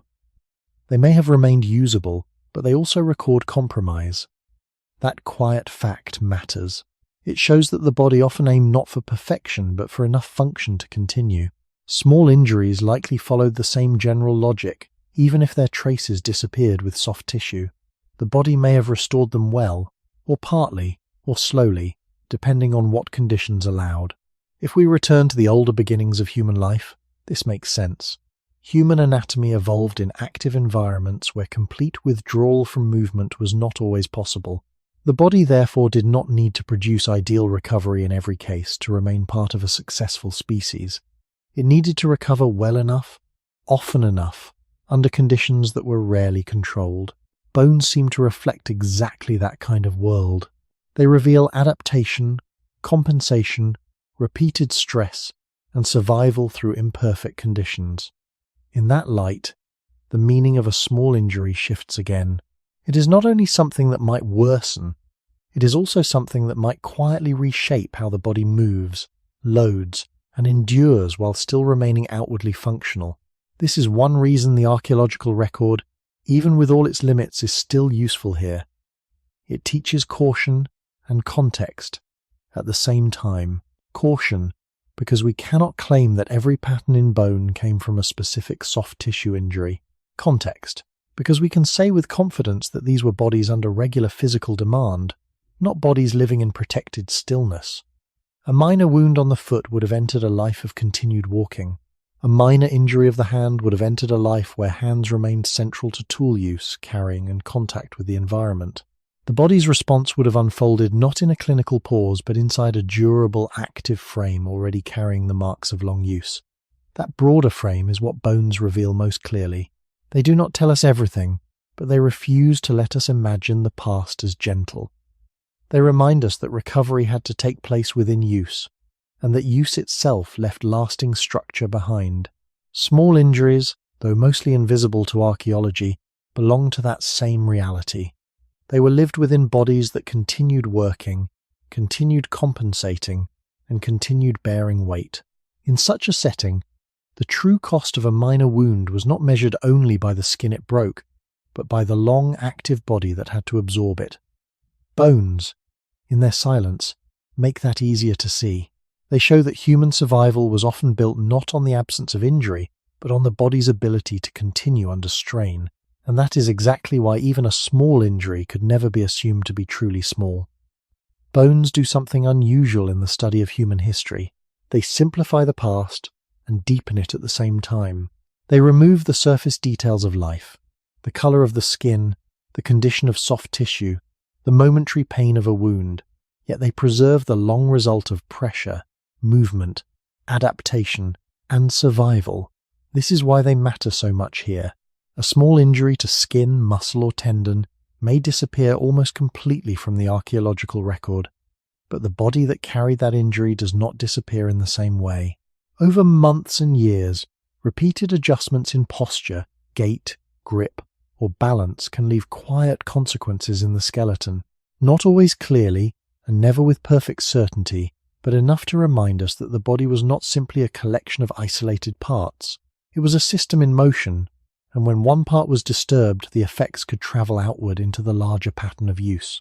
For early humans, this larger pattern was rarely gentle. Human remains from different times and regions often show signs of heavy activity, joint wear, healed trauma, and structural changes linked to long-term mechanical stress. These traces do not tell us exactly which small injuries happened or when they happened. Science does not allow that kind of precision in most cases. But they do show that the human body repeatedly lived under conditions where small disruptions would not have entered a life of comfort or rest. They entered lives already shaped by continuous use. That fact is enough to change the meaning of a minor wound. It places the wound inside an active body, not a protected one. This becomes even more important when we think about compensation over long spans of time. A small injury may heal on the surface, yet during the period of healing, the body may have changed how it moved. Weight might have shifted from one leg to the other. One hand might have carried less while the other carried more. A shoulder, knee, ankle, or lower back might have taken on a slightly altered burden. None of these adjustments needs to be extreme. In fact, the quietness of the adjustment is part of the point. The body often survives by changing just enough to remain functional. When that happens repeatedly across a lifetime, the accumulated pattern may become more visible in bone than the original injury ever was. This is not proof of any single event, but it is strong context for understanding the broader cost of small damage. If we return again to the deeper origins of human life, this picture makes sense. Human bodies evolved to remain useful under imperfect conditions. They could keep walking when tired, keep carrying when sore, keep adapting when recovery was incomplete. That is one reason our species endured. But endurance leaves marks. It does not erase cost. The skeletal record often reflects that cost in the form of asymmetry, wear, remodeling, and healed changes that suggest life went on before the body had fully returned to ease. Small injuries belong inside this same world of incomplete recovery and continued demand. They may not survive directly, but they fit the logic of bodies that kept moving while healing remained underway. This is where archaeology becomes especially valuable, not because it gives perfect answers, but because it prevents easy modern assumptions. It reminds us that early human life did not offer clean separation between injury and ordinary activity. A small wound did not happen in isolation and then wait quietly to be resolved. It entered a body already carrying the weight of climate, movement, labor, and time. Bones tell us this much with unusual consistency. They tell us that human beings often survive through adaptation rather than ideal conditions. And once that is understood, the title of this video becomes less dramatic and more realistic. Humans could not easily afford small injuries because even a small disruption could be absorbed only by a body already under use, already in negotiation with its environment, and already leaving behind the slow structural evidence of what survival had cost. A small injury does not exist only within a single body. It also exists within the movement of a group. For much of human history, survival was not an individual process carried out in isolation. People moved, gathered, rested, and adapted within social units that depended on shared timing and shared pace. This does not require us to assume uniform behavior or fixed rules, but it does suggest that individuals were often part of coordinated activity. When a body slowed, even slightly, that change did not remain entirely private. It entered the rhythm of others. This is where the meaning of a small injury begins to shift again.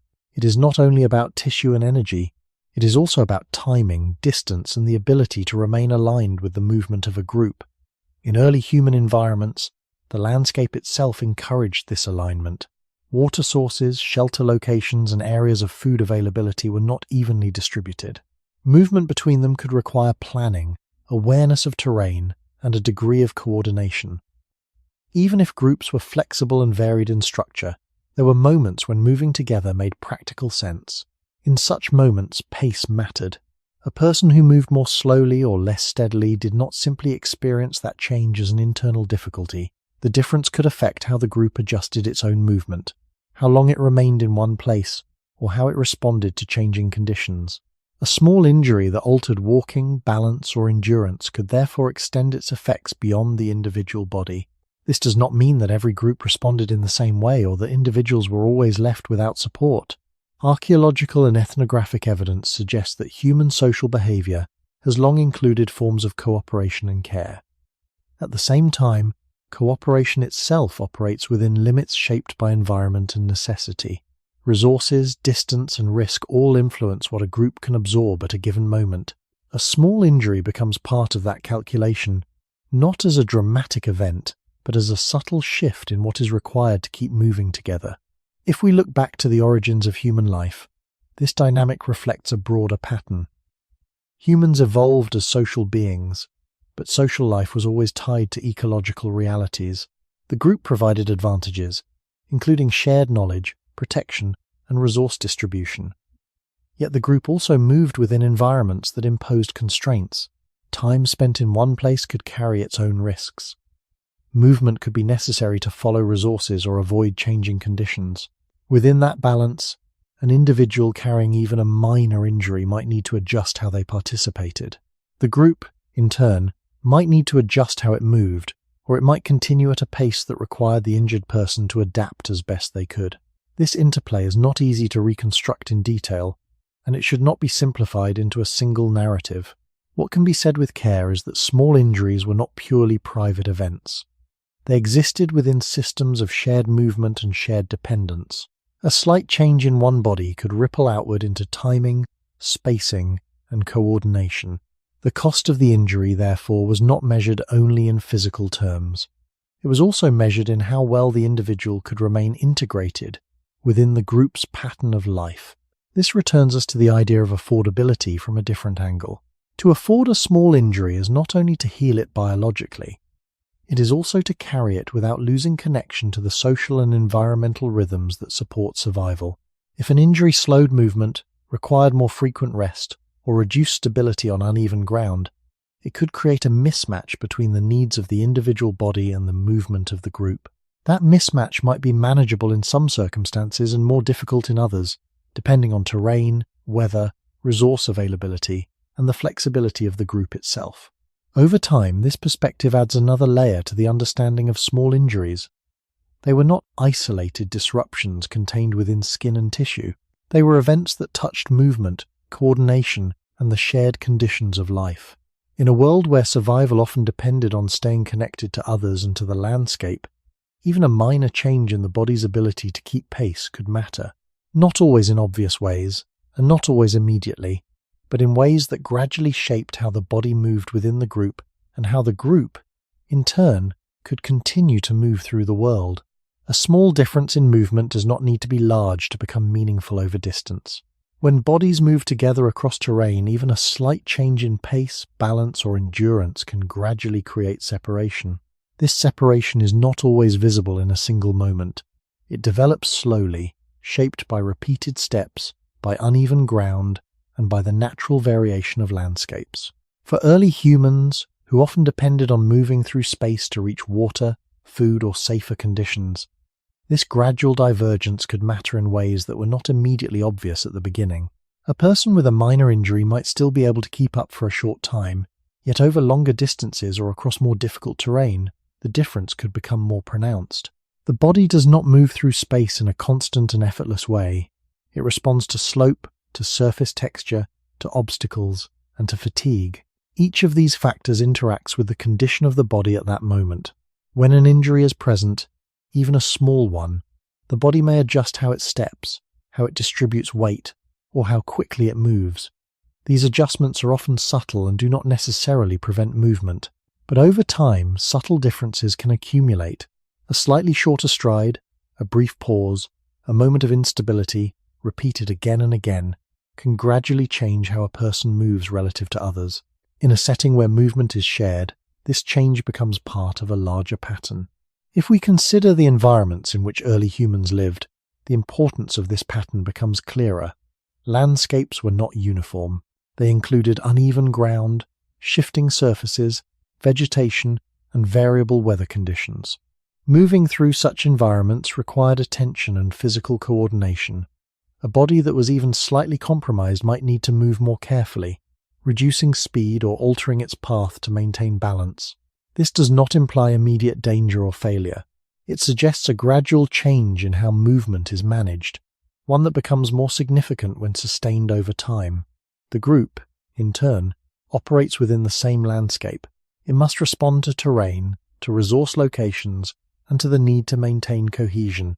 If one individual moves differently, the group may adjust, or the individual may adapt to maintain alignment. Either way, a small injury enters a system of shared movement where its effects are not confined to the body alone.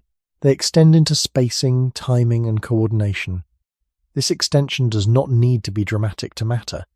It can exist as a quiet tension between what the body can do and what the situation requires. Looking back to the broader context of human origins, this tension reflects a balance between individual capacity and collective function. Humans are capable of cooperation, and social structures can support individuals in many ways. At the same time, those structures operate within environmental limits. Distance still needs to be covered. Conditions still change. Energy still needs to be managed across the group. A small injury therefore becomes part of a negotiation between the needs of the individual and the movement of the group within the landscape. Archaeological evidence cannot show us the exact spacing between individuals as they moved, but it can show that movement itself was central to human life. Tools, habitation sites, and patterns of resource use all suggest that early humans were not stationary. They interacted with their environments in ways that required mobility. Within that mobility, the ability to maintain a shared pace would have been one of many factors influencing how effectively groups could function. A minor injury that altered movement even slightly could influence that ability over time. This returns us again to the idea of affordability. A small injury was not only about whether the body could repair itself, it was also about whether the body could continue to move in a way that remained compatible with the demands of shared life. If movement slowed, if balance changed, if endurance decreased, even in small increments, the effects could extend beyond the individual. They could shape how distance was experienced, how time was used, and how closely individuals remained connected to one another in the landscape. Over time, this perspective reveals that small injuries were embedded within systems of movement that were both physical and social. The body did not move alone, and it did not move in a neutral space. It moved within a network of relationships and environmental demands. Within that network, even minor disruptions could matter, not because they immediately stopped movement, but because they gradually altered how movement unfolded across time and distance. A group does not need to reject an injured person for an injury to become socially costly. The cost can appear much earlier and in much quieter ways. It can appear in the need to slow, to wait, to change route, to redistribute what is being carried, or to shorten how far a group can comfortably move within a certain period. These changes may sound small, but small changes are exactly what this video is about. A minor injury often mattered not because it immediately broke social belonging, but because it subtly changed how one body could fit into the shared timing of many bodies moving through a demanding world. That shift, even when absorbed with care, still had a price. For most of human history, social life was not separate from survival. It was one of the main ways survival happened at all. People shared knowledge, coordinated movement, responded to danger together, and likely depended on one another in flexible ways that changed across place and time. We should be careful not to imagine prehistoric life too neatly, because evidence does not support a single universal pattern. But it is widely accepted that humans have long been deeply social, and that this sociality carried practical advantages. If that is true, then staying functionally integrated within a group mattered. A small injury could threaten that integration not always by causing exclusion, but by making continued participation more difficult, less efficient, or more costly for everyone involved. This becomes easier to see when we think in terms of rhythm rather than crisis. A person with a sore foot may still walk, but may walk with slight hesitation on rough ground. A person with a hand injury may still help, but may lift differently, carry less, or tire sooner. A person protecting a cut or strain may need more pauses, more caution, or more time to negotiate surfaces that others can cross more easily. None of these changes has to be severe. The point is that group life often depends on accumulated coordination, shared movement, shared labor, shared timing around water, food, weather, and place, all become harder to maintain when one person must keep adjusting around an unresolved injury. The group may compensate, and human groups often did. But compensation is not the same as no cost. If we return to the deeper beginnings of human life, this matters because social flexibility always existed inside ecological constraint. A group might care for an injured member, but the group itself still had to remain fed, mobile, alert, and adapted to the landscape. It could not create unlimited safety out of limited resources. In that sense, a small injury was socially expensive because it introduced friction into a system that already depended on careful balance.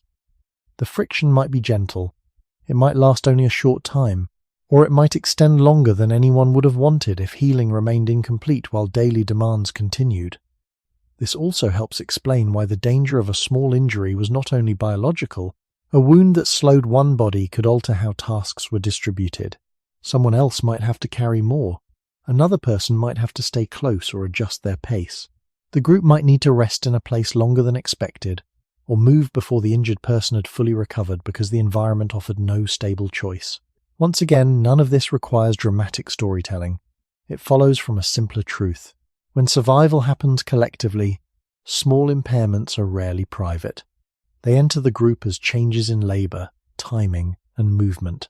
Archaeology cannot show every moment of waiting or every altered path across a landscape, but it does support the broader view that humans survive through social organization, as well as individual endurance. Sites of repeated occupation, shared tool traditions, and patterns of cooperation all suggest that life was structured around more than solitary effort. Within such a world, the ability to remain useful, mobile, and synchronized would have carried quiet importance. A small injury could disturb that usefulness without ever becoming spectacular. That is exactly why it mattered. It did not need to destroy function in order to reduce it. It did not need to isolate a person completely in order to create social strain. This brings the title into sharper focus from a final angle in this truck. Humans could not always afford small injuries, because the true cost of those injuries extended into the shared structure of life. A minor wound could ask the group for patience, for adjustment, for extra labor, for altered timing, or for a slower pace in a world that did not always permit such changes easily. Sometimes that cost could be absorbed. Sometimes it could be carried with care. But even when support existed, the injury still changed the social mathematics of movement and survival. In that sense, a small injury was never only about the skin, the hand, or the foot. It was also about whether one body could continue to fit smoothly into the larger human pattern around it, and for most of our history, that fit was too important to disturb without consequence. Not all bodies carry the same margin when facing a small injury. Even within the same environment, the effects of a minor wound can differ depending on age, development, and overall condition. This is not a statement about weakness or strength in simple terms, but about how the body's capacity to absorb disruption changes across the human life course. Early in life, the body is still developing, allocating energy toward growth and building structure. Later in life, the body may still be capable of repair, yet it often does so within a system that has already experienced long use. Between these points, there may be periods where the body can absorb more, but even then, that capacity is not unlimited. For most of human history, this variation mattered because environments did not adjust to match the needs of different stages of life. The same ground, the same climate, and the same demands were present for all members of a group, even if individuals responded to them differently. In the early stages of life, the body is not only smaller but also in the process of forming tissues, strengthening structures, and learning how to coordinate movement effectively. A small injury during this period does not simply interrupt a stable system. It enters a body that is still establishing its patterns. Repair can still occur, and the body is capable of remarkable recovery. But that recovery shares space with growth. Energy that supports healing may overlap with energy needed for development, and the balance between the two can shift depending on conditions. In an environment where resources are limited or unpredictable, that balance becomes more delicate. A minor disruption may therefore carry a broader effect, not because it is severe, but because it intersects with a body already managing multiple forms of change. If we look back to early human life, children were part of the same landscapes and social systems as adults, even if their roles differed. They still moved through terrain, still interacted with materials, and still depended on group rhythms that were shaped by survival needs. A small injury for a child could influence not only immediate comfort, but also how easily they could keep pace, maintain balance, or participate in the activities around them. The group might adjust in response, but as with all adjustments, that response existed within limits. This makes small injuries more complex when viewed across different ages. They are not simply events that happen to identical bodies. They are events that meet bodies at different stages of capacity. Later in life, the situation changes again. The body has already passed through growth and may have accumulated the effects of long use. Bones, joints, and tissues reflect years of movement and adaptation. Healing remains possible, but it may unfold differently, influenced by the history already carried within the body. A small injury in such a context may not appear significant at first, yet it can interact with existing patterns of strain or reduced flexibility. The body may compensate, as it often does, but that compensation may draw from a reserve that has already been shaped by time. This does not mean that all older individuals were fragile or that recovery was rare. It means that the conditions of recovery were not identical across life stages. Archaeological evidence supports this variation in a general way. Skeletal remains show differences in growth patterns, signs of wear that increase with age, and variations in how bodies respond to stress and repair. While these records do not capture every aspect of soft tissue injury, they reinforce the idea that the human body changes over time in ways that affect how it handles disruption. Small injuries, though often invisible in the record, would have followed these same biological realities. Their cost would have depended not only on the environment, but on the stage of life in which they occurred. This returns us to the central question from another angle. Affordability is not uniform. What one body can absorb with relative ease, another may find more difficult, even when the injury itself is the same. In early human settings where conditions were not tailored to individual needs, this difference could matter. A small injury could intersect with growth, with accumulated strain, or with varying levels of energy and resilience across life stages. The result was not always dramatic, and it did not always lead to visible failure, but it shaped how the body continued within its environment. In a world where survival depended on maintaining function across time, even small disruptions could carry different weights depending on when in life they appeared, and that difference adds another layer to understanding why small injuries were not always easily borne. The body does not move through life as a fixed system. It changes gradually, not only in size and strength, but in how it manages effort, repair, and balance. A small injury, when placed into this changing system, does not encounter the same conditions at every age. It meets a body that is already shaped by its current stage, by what it is building, maintaining, or slowly adjusting after years of use. This is why the same minor wound can have different meanings depending on when it occurs. The difference is not always visible from the outside, but it exists in how the body allocates its internal resources and how easily it can return to a stable pattern of function. In the earlier phases of life, the body is actively building structure. Bones are still developing, tissues are still strengthening, and coordination is still becoming more refined through experience. A small injury during this period may be absorbed with resilience, but it also arrives in a system that is already directing energy toward growth. Repair and development must share the same pool. If conditions are supportive, the body can often manage both, though not without cost. If conditions are less stable, the balance may shift. The body may still heal, but the process may take longer, or the return to full ease of movement may be less immediate.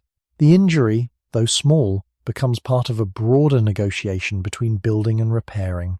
In later phases of life, the situation changes in a different way.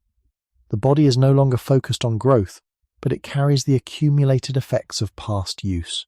Joints may be less flexible, tissues may respond more slowly, and patterns of movement may already reflect years of adaptation to environment and activity.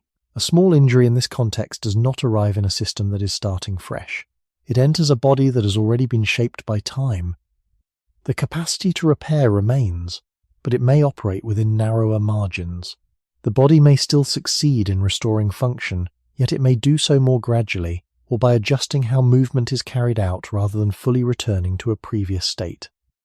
This does not represent failure. It reflects the reality that biological systems change over time. If we look at the broader picture of human origins, these variations are part of what allowed the species to endure. Different stages of life contributed in different ways, and bodies adapted to their roles within the group and the environment. At the same time, these differences meant that vulnerability was not evenly distributed. A small injury could intersect with growth in one body and with accumulated strain in another. The same external event could therefore lead to different internal responses, not because the injury itself was different, but because the body receiving it was different. Archaeological evidence supports this idea in a general sense. Skeletal remains show clear changes across the life course, from developing bones to those that reflect long-term wear. Patterns of healing, stress, and adaptation vary, suggesting that the body's response to disruption is influenced by age and condition. While these records do not show every small injury, they provide a framework for understanding that recovery is not uniform. It depends on where the body is within its own timeline.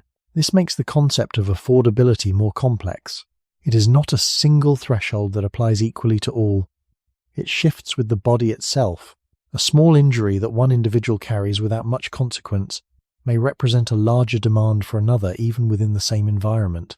For early humans, where conditions did not adjust to meet individual needs, this difference could shape how easily a person remained integrated into daily life. The environment remained the same, but the body's capacity to meet it varied. Over time, this perspective reinforces a quieter understanding of risk. It is not always tied to visible severity. It can be tied to timing, to development, and to the accumulated history of the body. A small injury, placed at one point in life, may pass with little disruption. The same injury, placed at another point, may require more adjustment, more time, or more energy to resolve. In a world where survival depended on continuity rather than pause, these differences mattered. They shaped how the body could continue moving, contributing, and adapting within the environment. And within that shifting landscape of human life, even small injuries carried weights that were not fixed, but changed with the body itself as it moved through time. Across a human lifetime, the body does not only change in strength or endurance, it also changes in how much interruption it can absorb before daily function begins to shift. This difference is often quiet. It does not always appear in dramatic events, but in how easily the body returns to its usual patterns after something small has gone wrong. A minor injury, placed within this changing capacity, becomes a way of seeing how much flexibility the body has at a given moment in life. When that flexibility is wide, the injury may pass with little lasting effect. When that flexibility is narrow, the same injury may linger, not because it is severe, but because the body has less room to reorganize around it without affecting other systems. In early human environments, this mattered because life did not adjust to create equal conditions for every stage of life. The same terrain, the same need to move, the same exposure to weather and resource uncertainty applied across the group. Bodies of different ages met these conditions with different internal reserves. A younger body, still building structure, might adapt quickly in some ways but still be balancing growth with repair. A body that had already lived through many cycles of use might carry the quiet effects of long movement, making certain adjustments more costly even if they remained possible. Between these points, bodies might hold a wider margin for absorbing change, yet even that margin was not unlimited. It shifted with recent experience, with fatigue, with available energy, and with the ongoing demands of the environment. A small injury, therefore, did not have a fixed meaning across all individuals. It entered a system that was already in motion, already shaped by time, and already responding to the world in its own way. What appears minor when viewed in isolation becomes more complex when placed within this timeline. The injury does not only ask the body to repair a surface, it asks the body to adjust its ongoing pattern of living. That adjustment may be easy at one stage and more difficult at another, not because the injury has changed, but because the body has.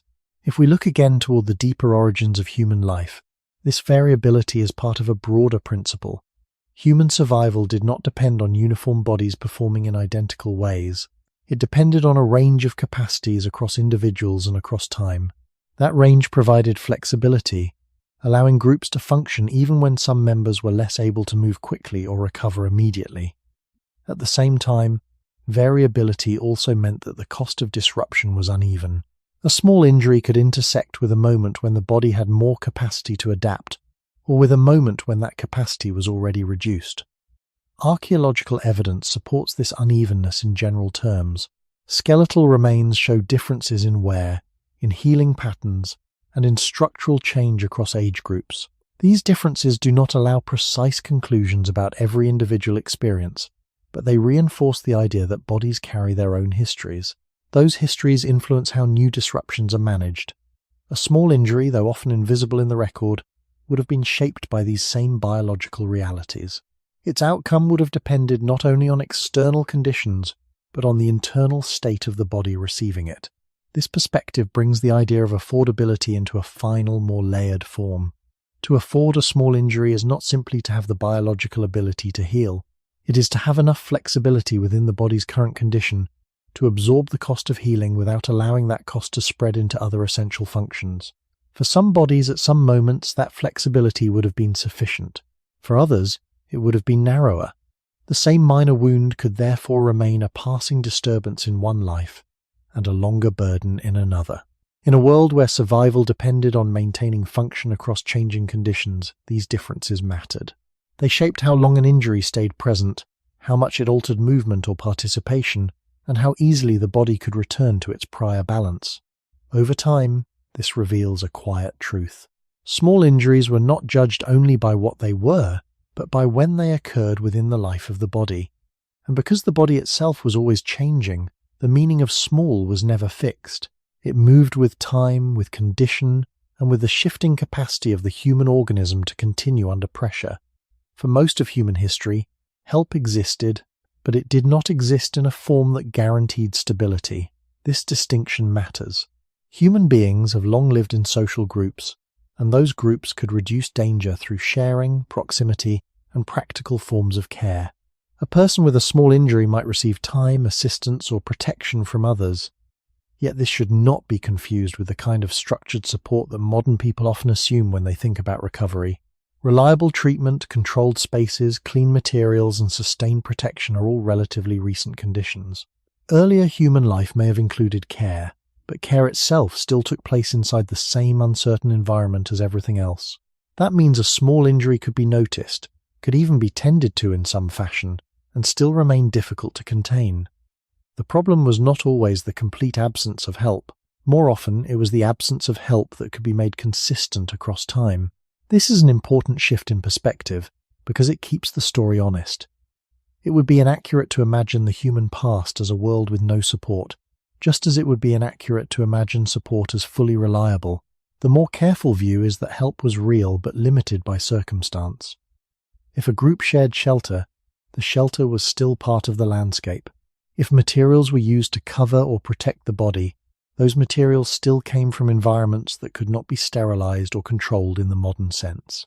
If others slowed down or redistributed labor for an injured person, they did so while still facing the same pressures of weather, movement, hunger, and time. Care was present, but it did not remove the body from the world. It only altered how the body remained inside it. Looking back toward the early origins of human life, this balance makes sense. Humans survived not only because of individual endurance, but because of flexible cooperation. Shared knowledge, food distribution, and support during difficult moments likely improved survival in many settings. Archaeological evidence, including survival after significant skeletal injuries in some cases, suggests that people were sometimes sustained long enough to heal in ways that would have been difficult without social help. That is a meaningful point. It tells us that human communities could absorb certain costs.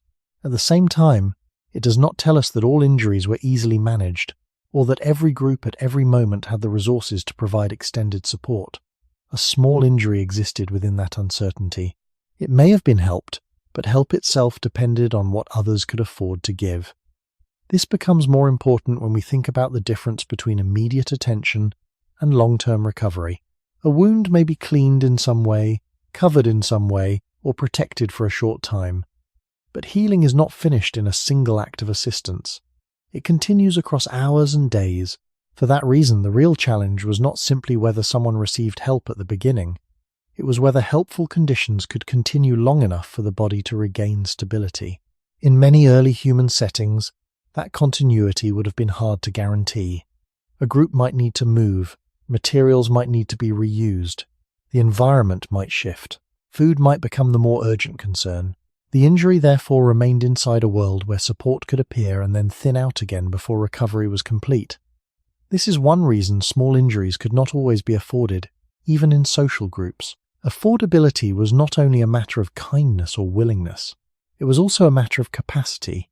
A group could care and still not be able to create the sustained conditions that minor injuries often needed in order to remain truly minor. The body would still have to do most of the work of repair, and it would do that work inside a setting where help might be partial, intermittent, or constrained by larger survival pressures. In that sense, the absence of guaranteed help is not the same as loneliness. It is something quieter and more realistic. It is the fact that human support, though powerful, was historically woven into fragile conditions rather than placed above them. A small injury was therefore never judged only by the body's healing power or the group's willingness to assist. It was judged by whether enough support could be sustained, in the right form, for long enough. And for much of human history that was far from certain, which is why even a minor wound could remain more expensive than it first appeared. Help becomes harder to understand when it is imagined only as a moment of response. In reality, what matters most for a small injury is often not whether someone notices it or reacts at first, but whether supportive conditions can continue after that first moment has passed. This is where the early human world remained uncertain. A hand could assist, a wound could be observed, a person could be given temporary relief, and yet the larger setting might still prevent recovery from becoming steady. The body might receive care, but care itself had to survive inside a landscape that was always changing. That is a very different situation from the one most modern people know. Today, help often means repeated access to protected space, predictable materials and systems designed to maintain continuity. In earlier human life, help could be real and valuable without ever becoming fully reliable. For most of human history, social support was likely flexible rather than fixed. Humans shared labor, knowledge, and presence, and that social pattern almost certainly increased the chances of surviving many forms of difficulty. But social support was never separate from environment. The same people who helped an injured person also needed food, warmth, safety, and movement. They were living under the same weather, within the same scarcity, and under the same pressure of time. This means that help had limits not because humans lacked care, but because care itself had to compete with everything else needed for group survival. A small injury entered that shared tension. It might not demand dramatic rescue, but it could require repeated attention, slower movement, extra labor, or a different use of time, and those were not free. Looking back toward the earlier origins of human life, this makes sense within what is widely accepted about human sociality. Humans have long depended on cooperation, yet cooperation has always been shaped by ecological constraint. A group could redistribute effort for a while, but only within what the environment allowed. A person with an injured foot might be helped for a day, but if the group then needed to reach water or move before weather changed, that help might become harder to sustain. A cut on the hand might be protected briefly, but if that hand was needed again for carrying, handling, or maintaining shelter, the period of protection could end before the body had fully stabilized the wound. The issue, then, is not whether care existed. It is whether care could remain consistent for as long as biological repair required. This is especially important because small injuries often do not justify full social reorganization, even when they still carry real cost.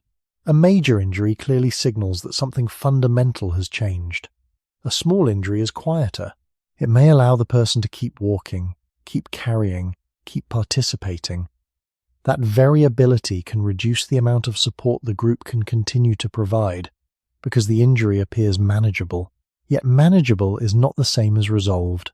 The body may still need reduced exposure, reduced strain, and repeated protection over time.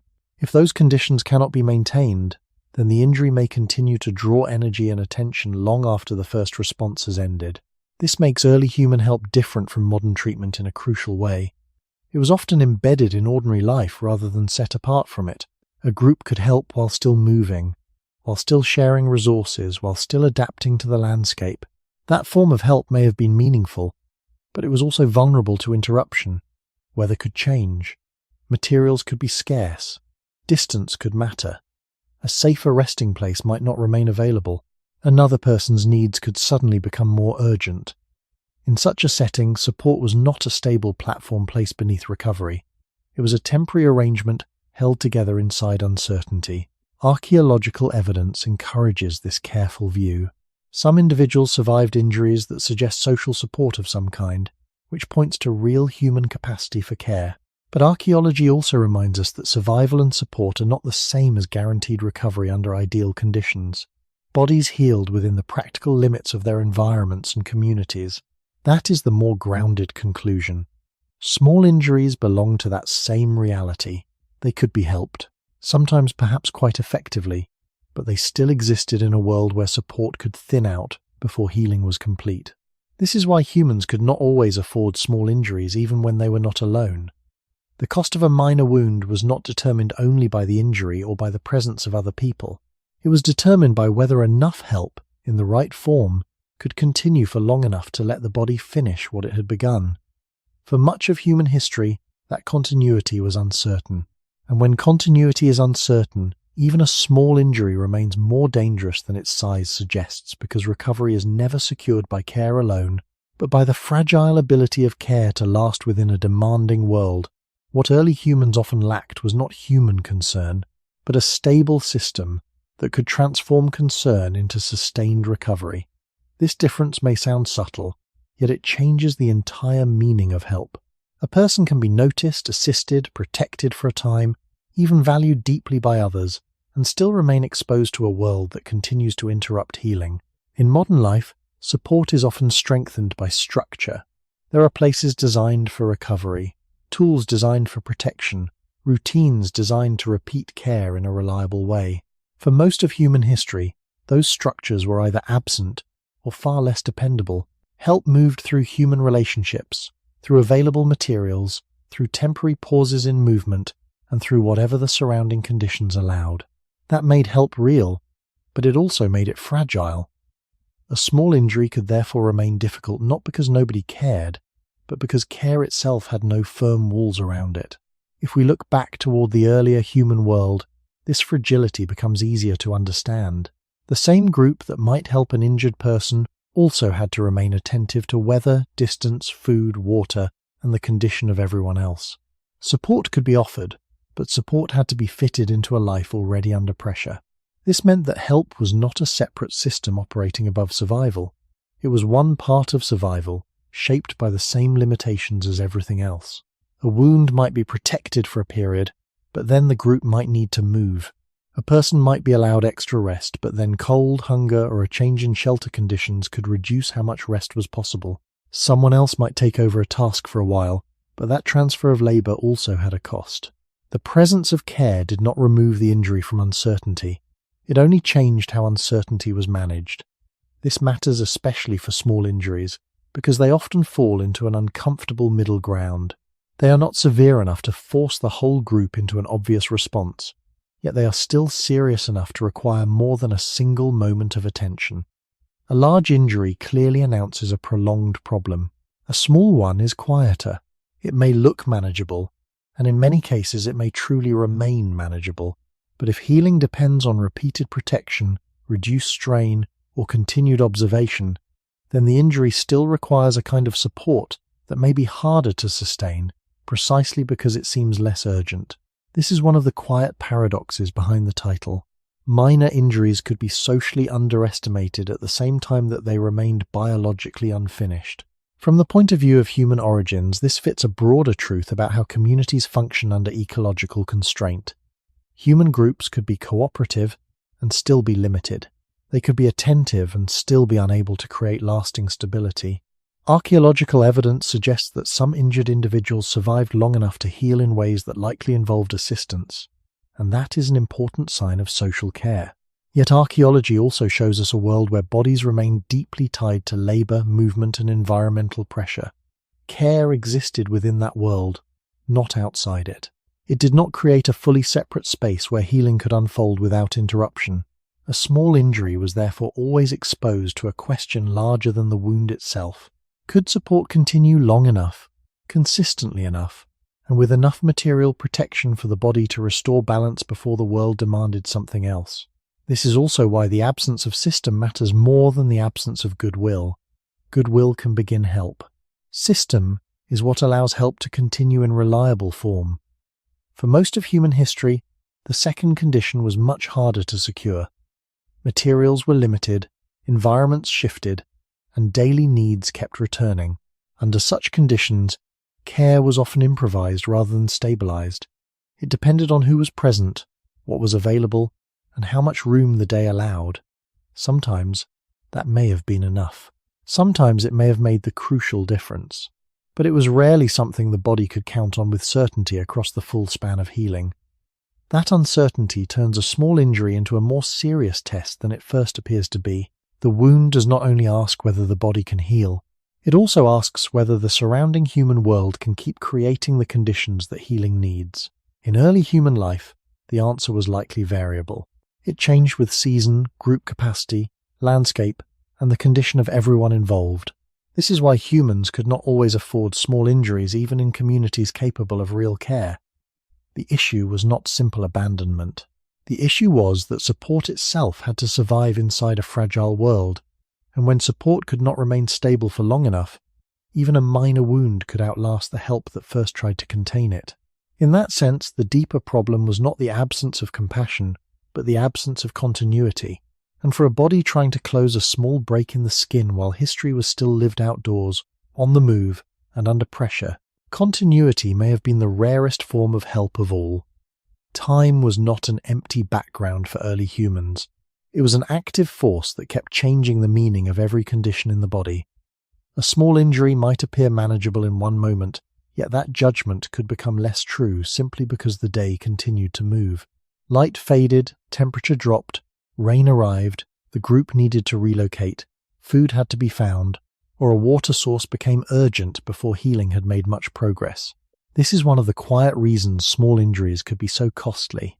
The body did not heal in a still frame. It healed while time kept bringing new demands, and those demands often arrived before the injury had been given enough stability to remain truly small. In a modern setting, it is easy to imagine time as something that helps healing by merely passing. A wound is covered, rest becomes possible, and another day is expected to improve the situation. But for most of human history, time did not necessarily work in that direction. Each passing hour could just as easily add pressure as reduce it. The body might need sleep, yet sleep itself could be shallow, cold, interrupted, or physically uncomfortable. The body might benefit from staying still, yet staying still for too long could create other problems if the group needed to move or if weather changed. Time, then, was not automatically on the side of recovery. It often exposed the recovering body to fresh layers of difficulty before repair had consolidated. If we place this within the deeper origins of human life, the point becomes clearer. Human bodies evolved in environments shaped by cycles they could not control. Day and night, heat and cold, dry periods and wet periods, seasonal shifts in food and movement patterns all formed part of the larger context in which healing had to happen. A small injury, therefore, did not only exist in the body, it existed in a calendar of changing conditions. What seemed bearable in daylight might become harder after sunset. What remained clean enough in one location might become harder to manage after rain, dust, or continued travel. The injury itself had not grown, yet the world around it had changed, and that change could alter the body's chances of containing it. This is especially important because healing often depends on continuity. The body does best when it can repeat certain conditions long enough for repair to stabilize. Protection needs to remain in place. Strain needs to stay reduced. Exposure needs to stay limited.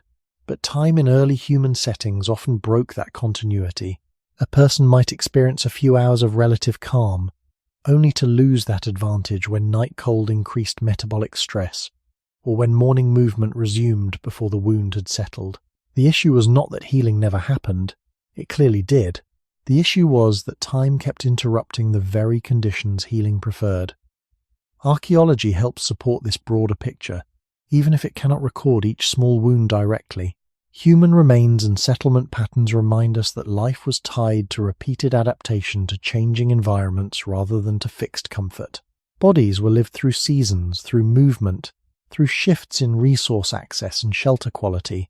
That means recovery was always unfolding inside history rather than outside it. A small injury was not waiting in a protected space for time to solve it.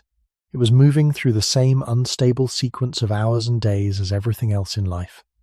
This makes the title of the video more precise.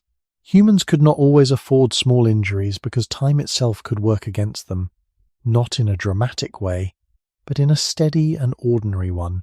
Each new part of the day could bring another reason the body could not finish what it had begun. The wound might still be there when the temperature changed, when the walking resumed, when the group had to keep pace with light, weather, or distance.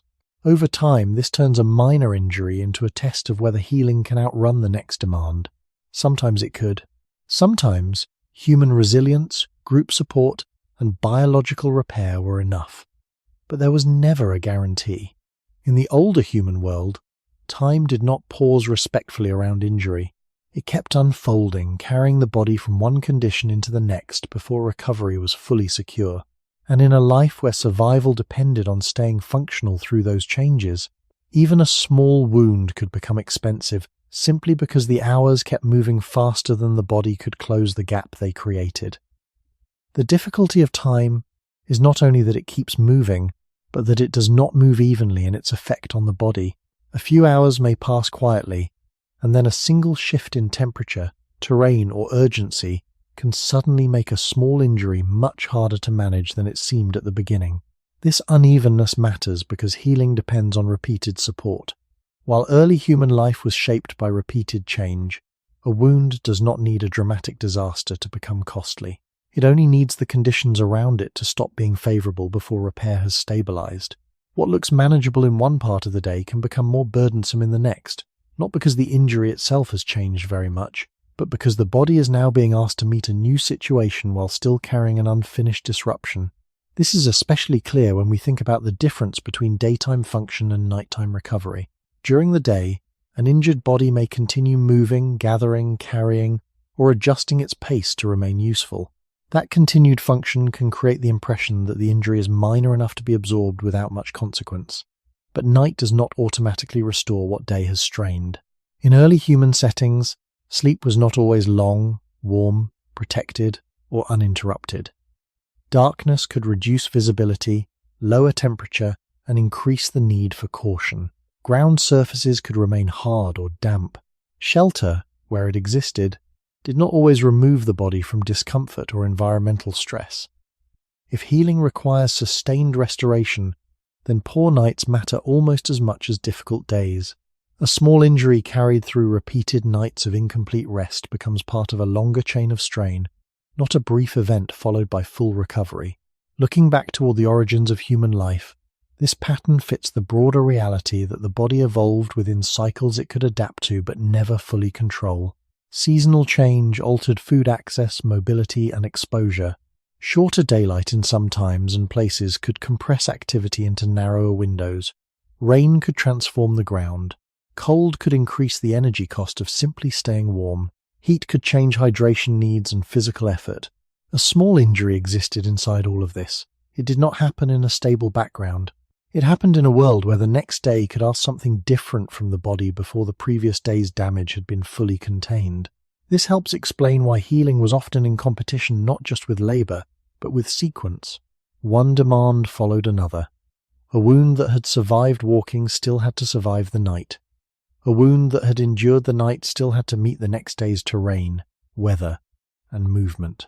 The body did not repair in a straight line. It repaired through interruptions. Some interruptions were mild, some more serious, but even mild interruptions could matter if they repeated often enough. The cost of a small injury, then, was not only in what happened at the site of damage, it was also in the repeated resetting of favorable conditions. Every time recovery began to gain stability, time could bring a new circumstance that reduced that stability again. Archaeology cannot show us each cold night or each morning of resumed movement, yet it clearly places human bodies within long histories of adaptation to changing time and place. Settlement patterns, resource use and mobility across landscapes all suggest that early life unfolded within rhythms that were ecological rather than controlled. Human beings were not waiting in fixed spaces for healing to finish. They were continuing through seasons, through shifts in daylight, through recurring needs that did not care whether the body was still recovering. This is why the title of the video becomes more precise the longer we stay with it. Humans could not always afford small injuries because healing needed continuity, while time kept delivering discontinuity. The body might begin to recover, but the world kept changing before that recovery had become secure. A minor wound could therefore remain open not only in the skin, but in the schedule of survival itself. It had to pass through day and night, through movement and rest, through warmth and cold, through periods of relative calm and moments of renewed demand. Sometimes the body was equal to that task, sometimes it was not. But in either case, the cost of the injury was shaped by more than biology alone. It was shaped by the rhythm of time, and for most of human history, that rhythm did not wait for the body to finish healing before it asked for more. What made time especially difficult for healing was that it carried the body forward even when healing itself had not caught up. The body can begin repair quickly, but beginning is not the same as arriving at stability. There is often a period when the wound is no longer entirely new, yet not truly secure either. In modern life, that in-between state can sometimes be protected by rest, by shelter, by clean coverings, and by predictable routines. For most of human history, the in-between state was much more exposed. The body had to move through changing hours while still unfinished. That unfinished condition is central to understanding why small injuries could become more expensive than they appeared. The injury did not need to worsen dramatically. It only needed to remain unresolved while time continued to bring new forms of pressure. One of the quietest forms of pressure was repetition. A single difficult day might be bearable. A single cold night might be survivable. But healing often depends on many periods of partial success, being allowed to accumulate. If each period is broken by renewed strain, the body is forced to begin again, or at least to hold repair in a fragile state for longer than it would prefer. This is where time becomes costly. It does not destroy healing in one moment. Instead, it stretches the injury across more conditions, more exposures, and more demands. A wound that might have remained minor under steady care can become a longer burden simply because the body has to keep carrying it from one interruption to the next. If we return to the deeper human past, this pattern fits what is widely understood about human life in variable environments. People lived within shifting ecologies, not within stable indoor systems. Shelter could help, but shelter itself changed with season, place, and available materials. A day of relative stillness could be followed by a day of necessary travel. A dry period could turn wet. A manageable surface could become rougher under different conditions. Food might be available enough to support recovery for a short time, then become uncertain again. A small injury therefore passed through a stream of changing contexts, and each context altered the body's chances of bringing repair closer to completion. This matters because healing is cumulative. The body benefits when small gains are preserved from one phase to the next. Tissue strengthens gradually. Inflammation settles gradually. Stability is built gradually. But early human time often worked against this gradual progress by making each new phase different from the one before it. The body might gain ground during a period of reduced strain only to lose some of that advantage when movement resumed too soon or environmental exposure returned before the skin had fully restored its barrier. In that sense, time did not simply pass over the injury. It kept testing it under new conditions. Archaeology, though silent on most soft tissue wounds, still supports the larger frame behind this idea. Human remains and sites of habitation show long histories of adjustment to changing climate, mobility, and resource distribution. Bodies were lived through cycles rather than protected from them. That means recovery, too, had to occur inside cycles. A small injury was not paused until the body could deal with it. It was carried across phases of life that continued to change around it. This is an important correction to the modern instinct that time naturally heals. Time can support healing, but only when conditions remain favorable long enough for the body's repair to hold. Without that continuity, time can just as easily lengthen vulnerability. This brings the title into sharper focus one more time. Humans could not always afford small injuries because even when the wound itself was limited, the number of conditions it had to survive kept increasing. It had to survive not just the first hours, but the next night, the next movement, the next weather shift, the next need for labor, the next interruption of rest. Each additional stage increased the chance that the injury would keep drawing energy and attention longer than expected. The true cost of a small wound, then, was often not located in the first moment at all. It was located in the fact that the body had to keep carrying something unfinished through a world that never stopped changing. In that older human world, time was not simply a healer, it was a sequence of tests. And when healing needed continuity more than the world was willing to provide, even a small injury could become costly simply because it had to remain alive inside too many changing hours before it was finally allowed to close. A small injury becomes easier to underestimate when it is viewed alone. One cut, one scrape, one strained step, one irritated place on the skin may not seem like enough to alter the larger course of a life. And often, taken by itself, it may not. But human bodies do not live inside single events. They live inside repetition. The same body that carries one small injury is the body that has already walked many distances, adjusted to many surfaces, lost sleep, managed cold, carried tools, carried children, carried food, and continued through days that did not offer full recovery before the next demand arrived. In that wider setting, the meaning of a minor injury changes. It becomes part of an accumulating pattern rather than an isolated exception. This is where the problem deepens. Humans could sometimes absorb one small injury. What became harder to absorb was the gradual layering of many small disruptions across time. The body is not only shaped by major events, it is shaped by what repeats before full restoration has occurred. A hand that is slightly cut today may still need to grip tomorrow. A foot that is slightly sore may still need to cross rough ground the next morning. A place on the skin that has nearly closed may still meet sweat, dust, pressure, or friction before the barrier has become strong again. None of these moments needs to be catastrophic. Their importance lies in the fact that they do not always arrive one at a time with enough space between them. They arrive in clusters, in sequences, in overlap. For most of human history, that overlap mattered because life was not arranged around giving the body complete intervals of repair. If we look back toward the earliest human environments, the body evolved in landscapes where repeated low-level strain was ordinary. The ground was uneven, materials were rough, weather shifted, and movement was constant enough that small bodily disruptions were likely common. This does not mean every person was always wounded. It means that minor bodily wear, pressure, irritation, and interruption were part of the normal background of existence. Within that background, a small injury was not entering an untouched system. It was entering a body that had already accumulated fatigue, contact, and prior demands. The question was not only whether the injury itself was severe. The deeper question was how much unfinished strain the body was already carrying when this new injury appeared. This idea becomes clearer when we think about healing as cumulative in both directions. Recovery can build gradually, but so can burden. A small injury that would be manageable in a rested, protected body may become more difficult in a body already compensating for other unresolved discomforts. One foot may already be tired from uneven use. One hand may already be worn from repeated contact with tools or natural materials. Sleep may already be shallow. Food may already have been uncertain. The body still heals, but it heals from within a crowded field of demands. In that sense, accumulation is not only about multiple wounds. It is about multiple unfinished costs living together in the same body.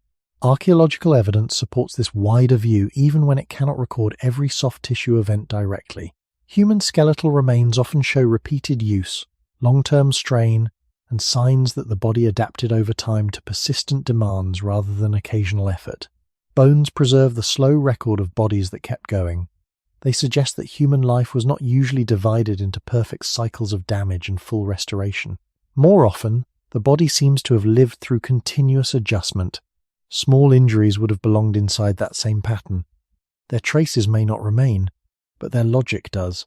They would have added themselves to an organism already balancing energy, movement, repair, and exposure over long spans of time. This is why the title becomes especially meaningful at this stage of the video. Humans could not always afford small injuries, not only because one minor wound could go badly, but because the body rarely met that wound in a neutral condition. It met it after prior effort, inside ongoing exposure, and before future demands had stopped arriving. A body can often endure one extra cost. What becomes harder is enduring cost after cost, when each one remains partly unresolved as the next begins. Over time, this creates a quiet narrowing of margin. The body may still walk, still work, still remain outwardly functional, yet the room for another interruption grows smaller. A small injury then matters because it is not merely a new event. It is one more addition to a body already living on accumulated adjustment. In that older human world, where life kept moving before repair was fully complete, the burden of minor damage was rarely measured only by the wound itself. It was measured by how many other small burdens the body was already carrying, and how little empty space remained for one more. Accumulation does not always look like damage building in a visible line. More often, it looks like the body never fully returning to a completely neutral state before the next small demand arrives. This is a quieter form of burden, and it is one of the hardest to notice from the outside. A minor wound may begin to close, a strained movement may begin to ease, a tired joint may begin to settle, and yet before that recovery has fully stabilized, another ordinary demand may press against the same body again. The person stands, walks, grips, lifts, sleeps poorly, wakes cold, crosses rough ground, or repeats a familiar task. None of these actions is unusual. That is exactly why they matter. They do not appear as crises. They appear as ordinary life continuing before repair has finished becoming secure. In early human settings, this pattern would have been especially important because the body was not moving through a world of complete resets. It was moving through continuity. The same body that experienced a cut on one day might still be carrying the effects of fatigue from previous days, the metabolic cost of prior healing, the subtle compensation of altered movement, and the background strain of exposure to weather, hunger, or repeated exertion. If a new small injury appeared, it did not arrive in a body that had been emptied of earlier burdens. It arrived in a body already shaped by them. That makes accumulation different from simple addition. It is not one wound plus another in a neat sequence. It is overlapping incompletion, with each small disruption entering while something else has not fully settled. This is one reason the title of the video points toward affordability rather than simple danger. A body may survive many small injuries across a lifetime, but survival is not the same as absorbing each new injury without cost. The cost may be paid through slower recovery, altered movement, lower reserve, less effective sleep, or reduced ease in daily tasks. A hand that has nearly healed may still be more vulnerable to renewed strain. A foot that seems mostly recovered may still change the way weight is distributed. A body that has recently spent energy on repair may have less flexibility when the next demand appears. None of this requires a dramatic collapse. It only requires that the body keep carrying unfinished effects forward while ordinary life continues to add more. If we return to the broader origins of human life, this makes deep biological sense. Human beings evolved to function in conditions where complete rest and full restoration were not always available. That evolutionary history produced resilience, but resilience often works by keeping the organism functional through imperfection rather than by eliminating all traces of strain before movement resumes. The body can tolerate partial recovery. It can continue through unresolved minor costs. But every time it does so, it narrows its margins slightly, especially if the cycle repeats before earlier demands have been fully paid off. Archaeological evidence cannot show us every layer of small bodily disruption, especially when soft tissue is involved, but it does show bodies marked by repeated use and long adaptation. Bones preserve the long story of continued loading, uneven wear, and survival within physical demand. That is exactly the kind of world in which accumulation becomes believable. These were not bodies living in protected stillness between events. They were bodies carried forward through repeated effort, where one minor burden could easily meet another before either had completely disappeared. This leads to a more careful understanding of why small injuries mattered so much. The problem was not only that one small wound might become worse. The problem was that even when each injury remained limited, the body had to absorb them in a life where recovery was often partial, interrupted, and layered. Over time, this layering changes what counts as minor. A small injury in isolation might remain small. A small injury added to fatigue, prior healing, altered gait, poor sleep, repeated movement, and environmental exposure may no longer be easy to contain. In that older human world, the cost of minor damage was often cumulative rather than immediate. It gathered slowly, sometimes almost invisibly, until the body was no longer responding to one small event, but to many overlapping traces of incomplete recovery living together inside the same moving life. Over time, accumulation changes not only how the body feels, but how it functions as a whole. The body does not keep a separate record for each small disruption. Instead, it carries the combined effect forward, allowing patterns to form from what is not yet fully resolved. A foot that has been used unevenly for several days may not return to its original pattern immediately. A hand that has adjusted its grip to protect a minor injury may continue to carry objects differently even after the surface appears mostly healed.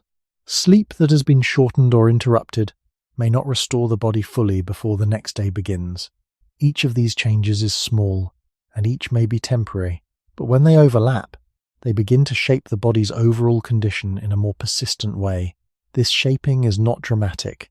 It does not appear as a single moment where everything changes.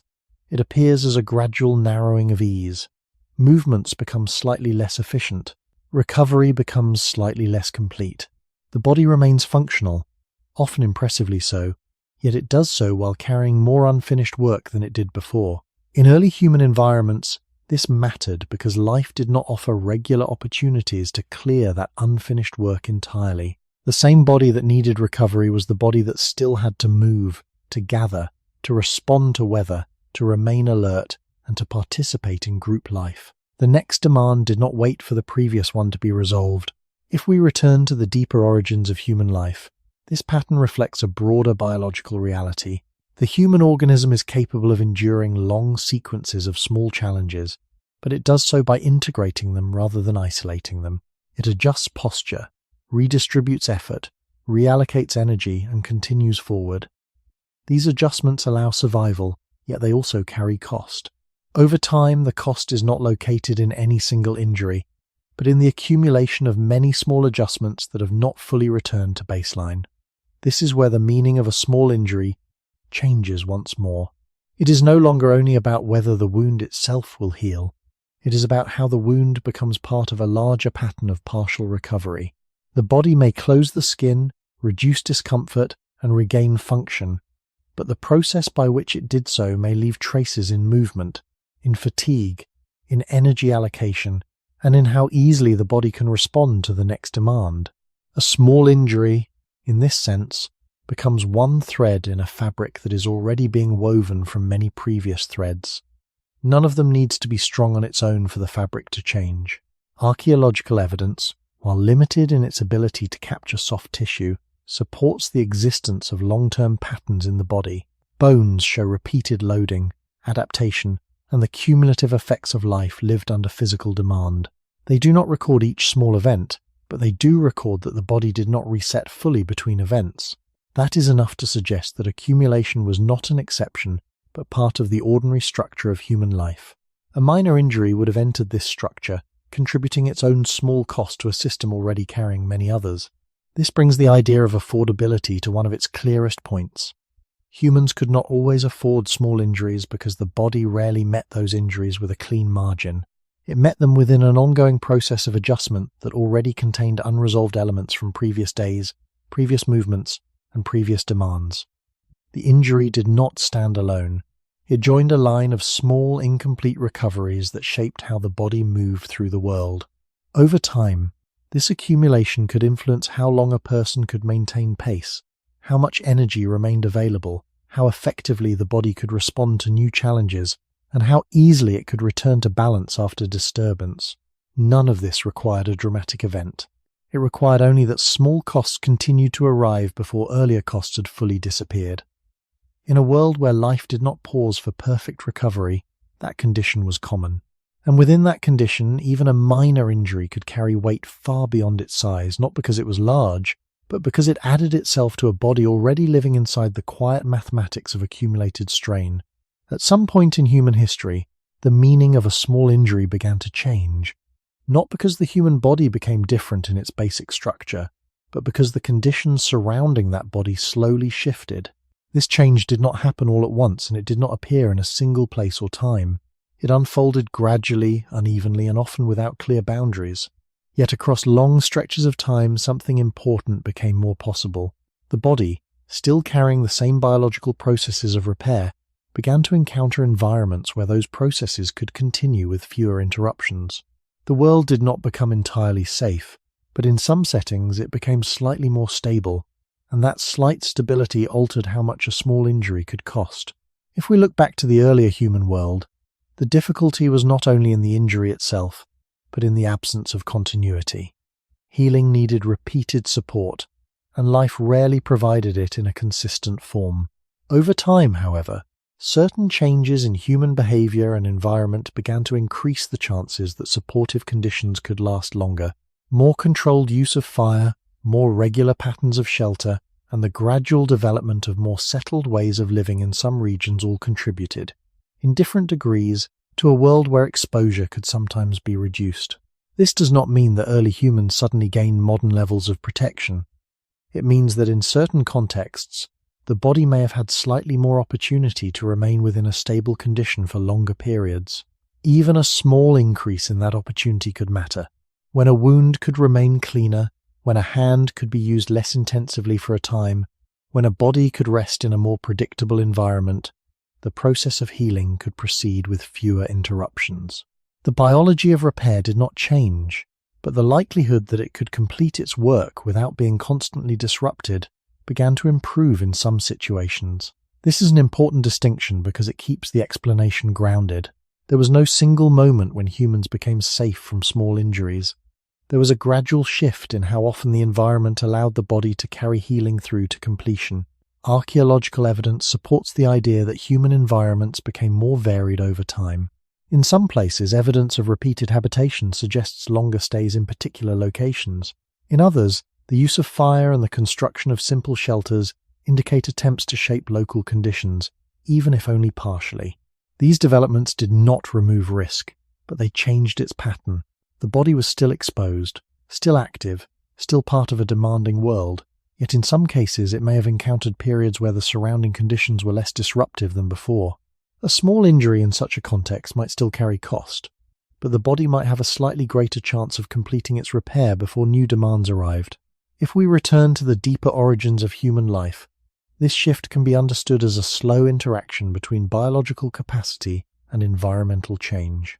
The body remained what it was, but the world around it became, in some cases, a little more accommodating to the processes that were already there. This did not eliminate the problem described throughout the video. It softened it in certain conditions, at certain times, and for certain groups. Many people would still have lived in environments where small injuries remained difficult to afford, but the overall pattern began to include more variation, including moments where the body could complete what it had started with less interruption. This is why the final part of the story does not close the question completely. It opens it in another direction. The ability to afford a small injury is not a fixed trait of the human body. It is a relationship between the body and the world it inhabits. As that world changes, even slightly, the cost of minor damage changes with it. Over long periods of history, humans began to create conditions that could sometimes support healing more consistently. But those conditions were never absolute, never universal, and never fully removed from the pressures of environment and time. The body remained dependent on continuity, and continuity remained something that had to be built, protected, and often struggled to last. This leaves the central idea in a more open state. Humans once lived in a world where even small injuries could not be easily afforded, and over time, parts of that world changed. But if the cost of a small injury depends on the stability around it, then the deeper question is not only about the past. It is about how much of that stability can ever truly be guaranteed, and what it means for a body that still carries the same biological limits as it did at the beginning. The slow change in human environments did not remove the old vulnerability. It only made that vulnerability less constant in some places and under some conditions. This matters because it prevents the story from becoming too simple. It would be easy to imagine that once humans learned to shape their surroundings more effectively, small injuries stopped carrying the same weight. But the evidence supports a more careful view. Stability increased gradually, unevenly, and often only partially. Fire could extend light and warmth, but it did not eliminate exposure. Shelters could reduce wind or rain, but they did not create a sealed or sterile space. More settled patterns of living in some later periods could shorten certain forms of movement or make some resources easier to access, yet those changes also introduced new forms of density, new contacts with animals, and new patterns of daily labor. The meaning of a small injury changed, but it never became simple. If we return to the older human world described throughout this video, the deepest problem was interruption. Healing required continuity, and continuity was difficult to sustain. As some groups began to create more regular places of return, to manage fire more dependably, or to shape shelter more intentionally, the body may have encountered slightly longer periods in which repair could continue with fewer breaks. That would have mattered. A wound that stayed cleaner for longer, a hand that could be spared one task for a day, a body that could sleep with somewhat greater warmth or predictability. All of these changes would have increased the chance that a minor injury could remain minor. The biology of repair remained the same, but the surrounding rhythm became, in some cases, a little less hostile to it. Archaeology supports this gradual picture better than a sharp dividing line. Repeated occupation of sites, material traces of hearth use, more durable structures in some later settings, and eventually more settled ways of life all suggest that humans increasingly modified the local conditions in which they lived. These modifications did not arrive everywhere at once, and they did not produce the same effects in all regions. But over long periods, they likely altered how often the body was forced to heal in complete instability. That change is enough to matter historically. It suggests that the human relationship to minor injury slowly shifted from one in which the environment almost always remained intrusive, to one in which the environment could sometimes be managed. Even then, the body never became independent of context. A small injury still depended on energy, time, and protection. It still had to pass through the limits of biology. What changed was the frequency with which conditions aligned in the body's favor. This is where the story becomes especially revealing. Humans did not solve the problem of small injuries by evolving into a new kind of organism. They changed the problem by changing parts of the world around the organism. That is a quieter kind of transformation, but in many ways it is more important. It means that the affordability of injury has always been environmental as much as biological. When the surroundings become more stable, the body appears more capable. When stability is removed, the old fragility becomes easier to see again. Looking back across human origins and later history, this suggests that what we often call healing is never the body alone. It is the body plus continuity. It is repair plus the absence of repeated interruption. It is biology working inside conditions that either help it hold or force it to begin again. The gradual historical shift towards safer management of small injuries was therefore not a clean victory. It was an uneven improvement in the reliability of continuity. In some times and places, humans could create enough order around the body for minor wounds to be less costly than they had once been. In other times and places, the older problem remained close. This keeps the ending of the video open in the right way. The past does not divide neatly into danger before and safety after. It reveals a long transition in which the body stayed fundamentally the same, while the surrounding world became, in some settings, more able to protect its unfinished work. That raises a final and quieter question. If the cost of a small injury has always depended so much on how much stability surrounds the body, then perhaps the real human achievement was never simply healing better, but slowly learning how to build a world that interrupts healing less often. The body has not changed as much as the world around it. That may be the quietest conclusion in this long story. Human skin still opens. Human tissue still repairs itself slowly. Human energy is still limited. Sleep still matters, and healing still depends on time, protection, and continuity. What changed across history was not the basic vulnerability of the organism, but the degree to which human beings learned to shape the conditions around that vulnerability. A small injury became more survivable and later more manageable, not because the body ceased to be fragile in certain moments, but because more people gradually lived in settings where the body's unfinished work was less likely to be interrupted. Fire, shelter, stored resources, repeated places of return, and eventually more organized forms of care did not erase the biological truth described throughout this video. They reduced the number of times that truth had to face the full force of the outside world alone. This distinction matters because it keeps the history honest. Humans did not win against small injuries in any absolute sense. They slowly built buffers around them, And those buffers were among the most important achievements in human life, even if they rarely appear heroic.